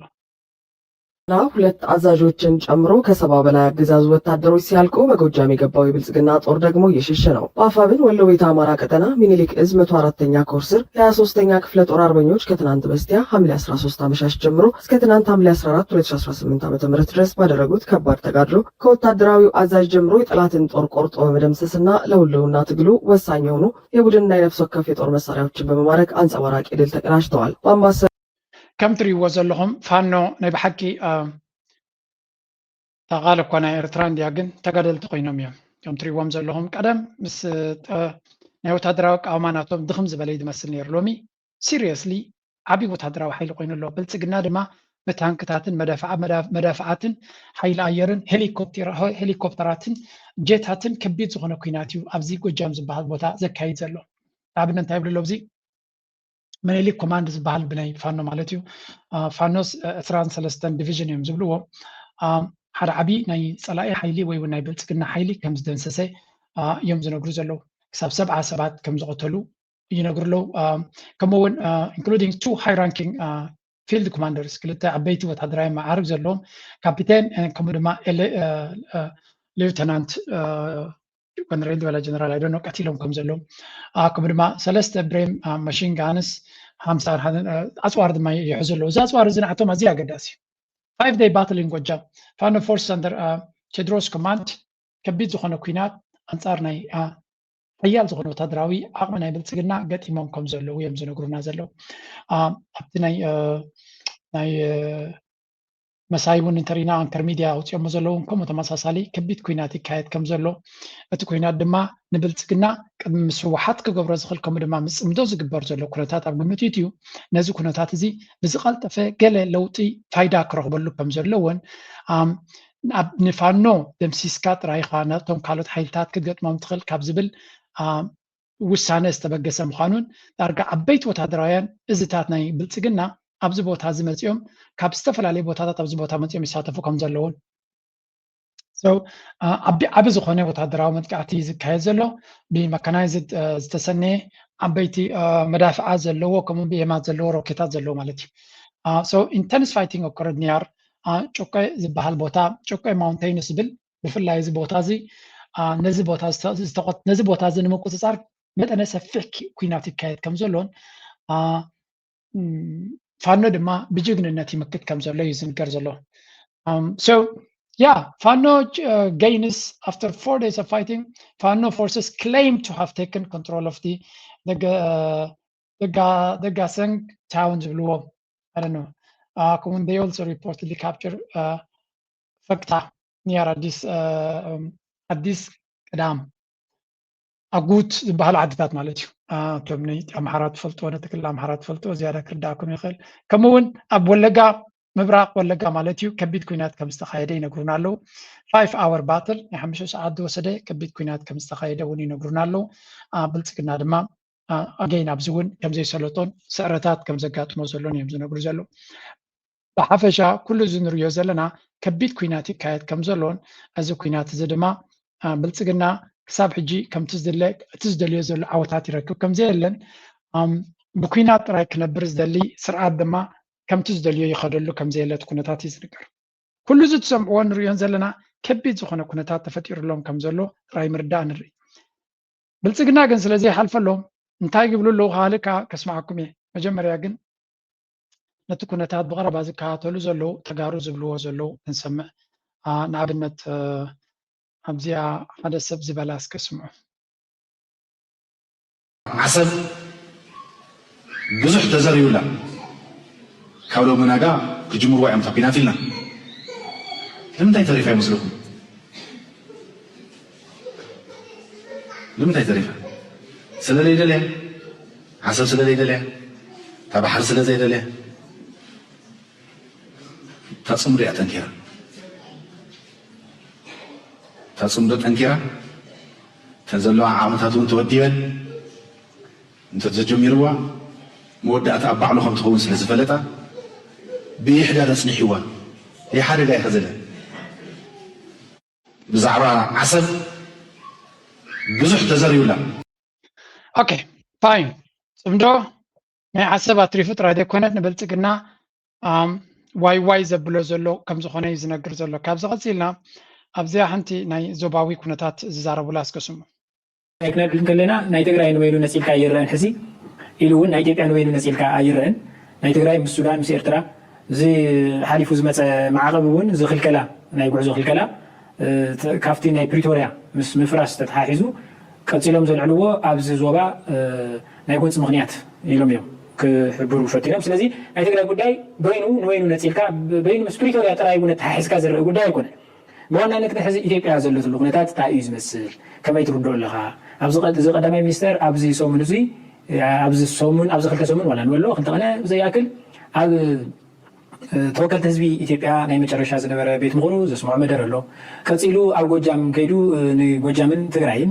ናብ ጎንፂ ከምርሕ ዝኽእል ቅርሕንቲ ንምውስቃስ ዝፈተኑ ኣሎ እቲ ናይ ፋኖ ሓይሊ ግዙፍ ሓይሊ ብዋናነት ብጎጃም ይምራሕ እዩ እቲ ናይ ጎጃም ሊቕ ኢሉ ስለ ዝሓስብ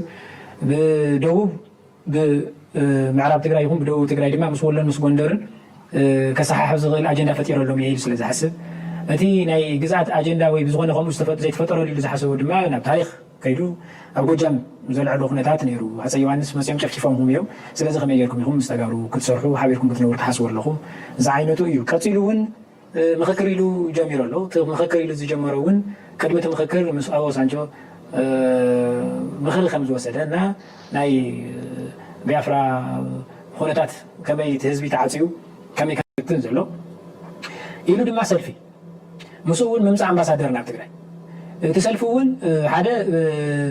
ሰራዊት ትግራይ ተገፈፈዶ ማለት ሙሉእን ትግራይ ንምብታን ትግራይ ንምውቃዕ ወይ ከዓ ትግራይ ማእኸል ዝገበረ እዩና ሕዚ ብጭቡጥ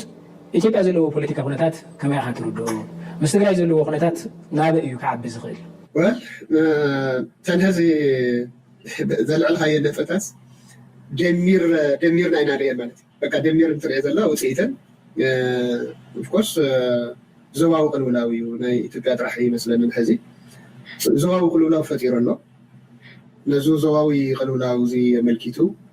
እቲ ልዕሊ ሃያላን ዝበሃል ኣሜሪካ እዩ መቸም ዞባ ዝመርሕ ፍሉጥ እዩ ከምቲ ትፈልጦ እቲ ማእኸላይ ምብራቕ እውን ተደልዩ ንኢራን ዝኸይድ ተደልዩ ናብ ኢራቅ ዝኸይድ ሓይሊ ኣብቲ ምሳና ዘሎ መንግስቲ እዩ ሰናይዘን ኩለን ዝበልካየን ዞባዊ ቅልውላው ሓደ ዓብዪ ምልክት ተራእዩ ዘሎ እቲ ሕዚ ሰነት ናይ ኣሜሪካ ኤስ 4726 ዝበሃል ረቂቕዎ ዘሎ ሕጊ ማእኸሉ ናይ ሱዳን ሽግር ንምፍታሕ ኢሉ እዩ ዝጅምር ግን ኣብ ናይ ሱዳን ሽግር ኢዶም እትዮም እዮም ዝብሎም ሓይልታት ሓደ 20 ዝኾኑ ዘርዚሩ እንዲኦም ኣብኣ TDF-ን ሰዓር መሰብዓን ኢሉ እትኢልና ንዓ ኢና ማእኸልና ናይ ነሙቕነ ናይ ኣድቮካሲ ስራሕትና ኮይና ዘላ ከምቲ ዝበልካዮ እቲ መንግስቲ ኣብይ ሓሳቡ ይቀይርን ጥራሕቲ ኣይኮነስ እንዲኦም ብዝቀለለ ዋጋ እቲ ዝነበረ ስራሕ ዝቐፅለሉ ምልክታት እናሃበ እዩ ፀኒሑ እቶም ምልክታት ድማ ስኢሎም ብቅንየ ዝነገሩት ኣይኮነስ ብግልፂ ከምትቱ ካብ ቀደም እውን ይጅምርቱ ገና ተፈጢረን ዘለዋ እቲ ሕግጋዛት እውን ሕሊመንኦ ክሳዕ ናይቶም ናይ ቀደም ንጉስና ከይተረፈ ደብረ ማርቆስ ዝገበርኩም ትፈልጡ ዲኹም ኣፄ ዮሃንስ ዝበሃለሉ እዚ ኣንቱም ናብ ምትሕብባር ብሰሜን ትኸዱ ዘለኹም እንተመፅምኩም ኣፄ ዮሃንስ ዝገበርኩምዎ ዘክሩ ዝዓይነቱ ፈርሱ እኳ ገገዲኡ ናይቲ ጭንቀታት ግዛዕቲ ከዝበለ ጥምረታት ዝፈጠሮ ክኸውን ክእል እዩ ግን ናይዚ ዞባ ቅልውላው ማእከል ኮይኑ ዘሎ ሕዚ ንግዚኡ ሱዳን እዩ ያው እቲ ናይ ኢራን ያው መልክዕ ይሓዘን ኣለኹ ኣብቦትኡ ኣብ ሱዳን እዩ እቲ ማእከል ኣብ ሱዳን ድማ ንትግራይ ብቀጥታ ይኹን ብተዘዋሪ ፀልዋ ዘሎ እዩ መእተዊ ስኢኑ መክበሪ ሓይሊ ሰላም ነይሩ ገሊኡ እውን በቲ ጀኖሳይድ ምክንያት ካብ ዓዱ ተባሪሩ ዝወፀ ህዝቢ ዝነብረሉ ሱዳን እዩ ኣጋጣሚ ኮይኑ ኣብ ክልቲኦም ሓይልታት ተፈጠረ ጎንፂ ድማ ሕዚ ብዙሕ ዓዲ ኢዱ ዘእተወሉ ልዕሉ እቲ ኩሉ እቲ ዘሕዝነካ ግን ናይቲ ዞባ ቅልውላው በዓል ዋና ድማ ኮይኑ ዘሎ ሕዚ ባዕሉ ናይ ኣብይ መንግስቲ እዩ ከምቲ ትፈልጦ ናይ RSF መሰልጠኒ ማእከል ኣብ ዓዲ ኣብ ኢትዮጵያ ሰሪሑ ማእከሉ ገይሩ ዝንቀሳቀስ እቲ ናይ ሱዳን ክራይሲስ እዚ ነዚ ስዒቡ ግብፅስ ስዑድስ ኢሚሬትስ ኣሜሪካስ ካልኦትስ ኣብዚ ጉዳይ እሱ ኢዶም ክሳዕ ዘእተው በይናዊ ናይ ትግራይ ዝበሃል መፍትሒ የለን ከምቲ ዝበልካዮ ፓኬጅ እዩ ግን እዚ ሱዳን ተጎዲኣ እያ ሕቶ የብሉን ሕዚ እዚ ነገራት እዚ ኩሉ ኣተሓሒዝና ንክንሪኦ ኢለ ዝበኩም ዘለኹ እቲ ኢትዮጵያውያን ካብ ኩሉ ገጻት ዝብልዎ ዘለዉ ነታ ሃገር ዘቃፅላ ዘሎ መን ምዃኑ ስልጣን ከያዙበት ጊዜ ጀምሮ ህዝብን ከህዝብ የሚያቃርብ ንዲበት ስራ ነው እየሰሩ ያሉት። ህዝብን ከህዝብ የሚያዋጋ እንቅስቃሴ ነው እያደረጉ ያሉት። ጦርነቶቹ ሁሉ ደግሜ ደጋግሜ ተናግሬያለሁ። ከእሳቸው ፍላጎት ውጭ አስገዳጅ ሆነው የመጡ ጦርነቶች አይደሉም። ሳስበው የሚያሳስበው ሰው is good. Drink up. Cheers. መቸም ከም ትሪእዎ ዘለኹም ብልፅግናን ናቱ ኣዳኸርትን ምቾት ይቕመጡ ከም ዘለዉ እዩ ዝንገር ዘሎ እቲ ህዝቢ ግን ኣከቢድ ዝኾነ ቅልውላው እትይዎ ከም ዘሎን ዳርጋ ዝዓበየ ክፋል ናይ ኢትዮጵያ ኣብ ስቃይን መከራን እዩ ዘሎ ብጀካቲ ናይ ብልፅግና እንጌራን ማይን ዝበልዕ ዘሎ ናይ ብልፅግና ምቾት ደስተማቕር ዘሎ ተደይ ኮይኑ ዝበፅሐ እቲ ሃገር ኣከቢድ መዋጥር እዩ ዝርከብ ጉዳይ ከራሱ ስልጣን በላይ አድርጎ ነው የሚያስበው። ሰላም መጥቶ ስልጣኔን ባጣ ችግር የለውም ጦርነት ከሚፈጠር ብሎ ብሓፈሻ ነቲ ህዝቢ ምስ ህዝብና እናቆትካ ድማ ኣካል ናይቲ ኣካይዳ ናይቲ ፖለቲካዊ ሎጂክ ናይ ብልፅግና ኮይኑ ከም ዘሎ እዩ ልደታ ያለው ዛረብ ዘሎ መብዛሕትኡ ግዜ ፓወር አባቮል ኩሉ ነገር ህዝቢ ይባላዕ ይቃተል ብዘየገድስ ሃገር ፋሕብትን ይተዋ ዲቫይድ ኤንድ ሩል ግበር መቃቂልካ ግዛ ኩሉ ተጠቂምካ አብይ አሕመድ ዓሊ ኣብ ስልጣንን ኣብ ኮረሻን ክቅፅል ክኽእል ኣለዎ ተኻሊ ኩሉ ድሕሪ እዩ ብዘየገድስ ዲስካሽን ዲኻ ዲያሎግ ዲኻ ገለመለ ትብል ኩናት ትቅፅል በዚ ትጭፍጭፍ በዚ ታንክታት በዚ ህዝቢ ተጋብእ ኩሉ ነገር መሳርሒ ናይቲ ፖለቲካ ናቱ ምዃኑን ናብታ ስልጣን ንክፀንሕ እቲ ዝሕዝን ክፋል ንሱ ጥራይ ኣይኮነን ኩላቶም ኣብ ጎኑ ኮይኖም ኣጆኻ ዝብልዎ ዘለዉ ሓይልታት እውን ምህላዎም እዩ እቲ ዝሕዝን ክፋል እንኳላይ ንኤውሮጳዊ ሕብረት ሓሊኻ ማለት እዩ ሓዊስካ ማለት እዩ ናይ ኤውሮጳዊ ሕብረት መራሒት ካያ ካላስ ዝበለቶ ከስማዓኩም ለንቀነ እዚኦም ሰባት እዚኣቶም ካዮም ናይ ሞራል ሰበኽቲ ኮይኖም ንህዝቢ ዓለም ክርብሹ ዝውዕሉ ዘሎ to visit the national dialogue, so it's really impressive and it's really good that this is the really on a grassroots level approach to have teachers from villages people እዚኣ ሰብ እዚኣ ዩክሬንን ሩሽያን ዲፕሎማሲ ንኸይገብሩ ሰላም ንኸይገብሩ ንጉሆም ምሸትን ዩክሬን ክትቅፅል ኣለዋ ክነዕጥቕ ኣለና ጥራይ ትብል ብኡ ትፍለጥ ኣብ ኢትዮጵያ ከይዳ ኣብ ክልል ኣምሓራ ብታንክታትን ብገለን ብመዳፍዓትን ዝግበር ዘሎ ኩናት ኣክንዲ ንዕጥጠዋ ብል ትብሎ እንታይ ትገብረላ ኣብይ ኣሕመድ ኣብ ኣዲስ ኣበባ ዝገብሮ ዘሎ ዲያሎግ ሽማዊ ዝርርብ በጣዕሚ ፅቡቅ እዩ ሃገር ድማ እሱዩ ዘድልያ ትብላላ ናብ ትግራይ ገፁ ኩናት ንክገብር ንዝደናደን ዘሎ ህዝባዊ ርክባት ይገብር ኣሎ ወይ እውን ከምዚ ዲያሎግ ናይ ዲስካሽንስ ነተጋሩ ከይዓደመ ኣንፃሮም ድማ ኩናት ዝዕድም ሰላማዊ ሰልፍን ካልእ ምድላዋትን ዝገብር ዘሎ ኣክንዲ ዝኹንኑን ግደፍ ዝብልዎን ፅቡቅ ኣለኻ ቀፅል ጥራይ ክብልዎ እዮም ዝመርፁ ዘለዉ እንታይ ዘርእየካ ኩሉ ትሳቶም ዝብልዎ ናይ ሞራል ስብከት ልኽበጣ ምዃኑ ካብ ተግባራቶም ኢኻ ትሪኦ ካብ ቃላቶም ኣይኮነን ካብ ተግባራቶም ኣዲኹም ደኹም እስራኤል ንህዝቢ ክጭፍጭፍ ከላ ሓላል ፑቲን ናብ ዩክሬን ክትኩስ ከሎ ግን ሓራም ብልፅግና ንኢትዮጵያውያንን ኣብ ኩሉ ቦታ ኣብ ክልል ኣምሓራ ኣብ ትግራይ ክጭፍጭፍ ከሎን ክዓፁ ከሎን ፀገም ክፈጥር ከሎን መርሓባ ምክንያቱ ንዓታቶም ብቀይሕ መንፀፍን ብምቾት ኣብ ሆቴላት ይቕበሎምን እቲ ገንዘብ ድጎማ ኢሎም ነቲ ሃገር ኢሎም ዝህብዎ ኣብ ሆቴላትን ኣብ ካልእን ሸይሸይ ስለ ዘብሎም ኣብ ከይዶም ኩላቶም ከምዛ ኣመልሓሶም ዝተወቀጡ ንዑ ጥራዮም ክምጉሱ ዝፍትኑ ስለዚ በቲ ሓደ ኣብይ ኣሕመድ ጌጋውን የብሉን ትጋገለኻ ዝብሎ እውን ኣይረኸብን ኣጆኻ ክንደይ ክንበካ ዝብልዎ ጥራይ ዝርኢ ዘሎ እምበር ከምዚ ናይ ካልእ ዝገብሮ ዘሎ ፀገማት እናነገሩ እንተዝቕርቅርዎ ነይሮም እንተደፈራርዎ ነይሮም ሽግር እንተዝገብሩ ነይሮም መንገዲ መቐየረ ምስ ፋኖ ኮፍ ምበለ ምስ ሸነ ኮፍ ምበለ ምስ ህወሓት ኮፍ ምበለ ግን ኣጆኻ ገንዘብ ክንበካ ኢና ቀፅል ጥራይ ወረጋብ ገለ ዝተዋጋእ እውን እብልዎ ኣሎ መስለኒ ይተዋጋእ ዝብልዎ እውን ኣሎ እምበር ንከምዚ ዓይነት ቅሉዕ ኣብ ኣዲስ ኣበባ ዲያሎግ የካይድ ኣለኹ እናበለ ዶ ብሓሙሽተ ሽዱሽተ ብርጌዳት እዝታት ደረጃ ኣብ ክልል ኣምሓራ ይወጋ ኣሎ ከምኡ ምስ ኣብ ኩርሞክ ዝበሃል ኣብዚ ናይ ዶብ ናይ ሱዳን ብሉ ናይል ስቴት ብጣዕሚ ስርዕ ስለተሰዓረ ናብኡ ኩናት ንክገብር እውን ምድላዋት ይገብር ከም ዘሎ እዩ ዝንገር ኣጋይን ኩሉ ንሪኦ ዘለና ኩነታት ኣዝዩ ዝተሓላለኸ ክነሱ እቲ ኤውሮጳዊ ሕብረት ግን ዝኾነ ይኹን ነገር ክገብር ኣይንሪኦና ዘለና በዚ መልክዕ ክትሪኦ ከለኻ we need to be careful ምክንያቱ ከቢድ ዝኾነ ኩነታትን መድረኽን ተኣትዩ ከም ዘሎን እቲ ናይ ምዕራባዊ ዓለም ድማ ሞራላዊ ጥፍሽ እናጋጢሞ ስለ ዘሎ እዚ ጉዳይ እዚ ናበይ ክወስድ እዩ እንታይ ክኸውን እዩ ንግዜ ክንገጥፈይና ግን ብሓፈሻ ክንሪኦ ከለና እዚ ጉዳይ እዚ ቀሊል ከም ዘይኮነ ንምርዳእ ይከኣል ቀሊል ከም ዘይኮነ እቲ ጉዳይ ብዛዕባ ፅምዶ ዝብልዎ ዘለዎ እስከስምዑ ሕወሓት ፋኖ ኦላ ሱዳን ኤርትራን ንመንግስቲ ፌደራል የስግኦ ከም ዘሎ ተገሊጹ ሓላፊት ቤት ጽሕፈት ሕወሓት ወይዘሮ ፈትለወርቅ ኣቐዲማ ኣብ ዝሃበቶ መግለጺ ምስ መሓዙት ሓይልታት ናብ ኣዲስ ኣበባ ምምራሽ ከም ዝከኣል ዝሓበረት ኮይና ዓበይቲ ሓይልታት ምጥቃስ ኣስዒቡ ስጋኣት ፈጢሩ ከም ዘሎ እውን ተሓቢሩ ምስ ናይ ፋኖ ኦሮሞ ወገናት ተሓባቢርካ ናብ መንግስቲ ዝርከቡ ከባቢ ምዝላቕ ከም ዝከኣል ዝገለጸት እታ በዓልቲ ስልጣን ኩሎም መሻርክቲ ተመሳሳሊ ጽልሒ ሒዞም ከም ዘለዉ ምግላጻ እውን ይንገር ሕወሓት ምስ ናይ ኤርትራ ሰራዊትን ሱዳን ሓይልታት እውን ኣብ ስምዕ በፂሑ ከም ዘሎ ዝሕብሩ ምንጭታት ኢትዮጵያ ኪዳን ናይቶም ሓይልታት ተረጋጋሙን ዝጠቕስናዮ መደባቱን ዝገበርናሉ መንግስቲ ኢትዮጵያ ከንብሎ ዋላ እቲ ሰልፊ ብልፅግና ኣብይ ኣሕመድ ዝመራሕዮም ብዛዕባ ኣፍ ደገ ባሕሪ ብተደጋጋሚ መደረታት ወፍሪታት ወይ ካምፔን ንብሎ ክገብር ዝፀኒሑ ኣሎ ሕጂ ሕሉፍ ሓሊፉ እቲ ናይ ኣፍ ደገ ባሕሪ ምስኣኖሞ ዘሎ ሓደ ትረኻ ኣሎ እንዲ ሕጂ ምስኣን እዮም ኢሎሞ ዘሎ ኣፍ ደገ ባሕሪስ ነይሩናስ ተኸሊእና ተሓዲግና ዝብል ናበይ ከይዶም መጀመርታ ኣብ ፋይላት ገንፅልና ሰነዳት ገንፅልና ስኢና ብኸመይ ብናይ ምንታይ ውዕል እዩ መን ተዋዒልዎ ብል ነይሩ ድሓር ብናይ ደገ ሽርሒ ብናይ ደገ ሽርሒ ዝሰኣናዮ ይብሉ ነይሮም ሕጂ ብዝሓለፈ ከዓ እንታይ ኢሉ መስለካ ዳንኤል ብናይ ውሽጣዊ ፀገምና ብናይ ውሽጣዊ ድኻም ናይ ህዝቢ ኢትዮጵያ ማለት እዩ ኢና ስኢና ዝብል ከይዱ ነቲ ሕወሓት ዝመርሖ ዝነበረ ህወደግ እውን ብክልዓት ናይ መክሳስ ዝመስል ተዛሪቡ ነይሩ ጎኑ ጎኑ ዝኸይድ ከዓ እንታይ ኣሎ ኣብቲ መራኸቢታት መንግስቲ ኢትዮጵያ ዳርጋቲ ኣብ እተን ዓበይቲ ንፈልጠኒ ኢቢሲ ወይ ከዓ ኢቲቪ በሎ ኢቢሲ ዝበሃሉ ዳርጋ ፕራይቬት ዝበሃል ግን ካብቲ ናይ መንግስቲ ፕሮፓጋንዳ ብዙሕ ዘይረሓቡ ፕሮግራማቱን የቕርቡ እዮም ፋና ዝበሃል ኣሎ ፋና ብሮድካስቲንግ ኮርፖሬሽን ከም ኤፍኤም ዝጀመረ ሕጂ ሰልቸዎም ኣይስልቸዎም ኒኻ ትብል ክንዲ ዝሓሶት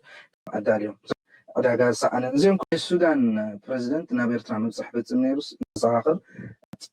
ክንቀሳቐስ ዝፀንሐ ታ ዘውፅዎ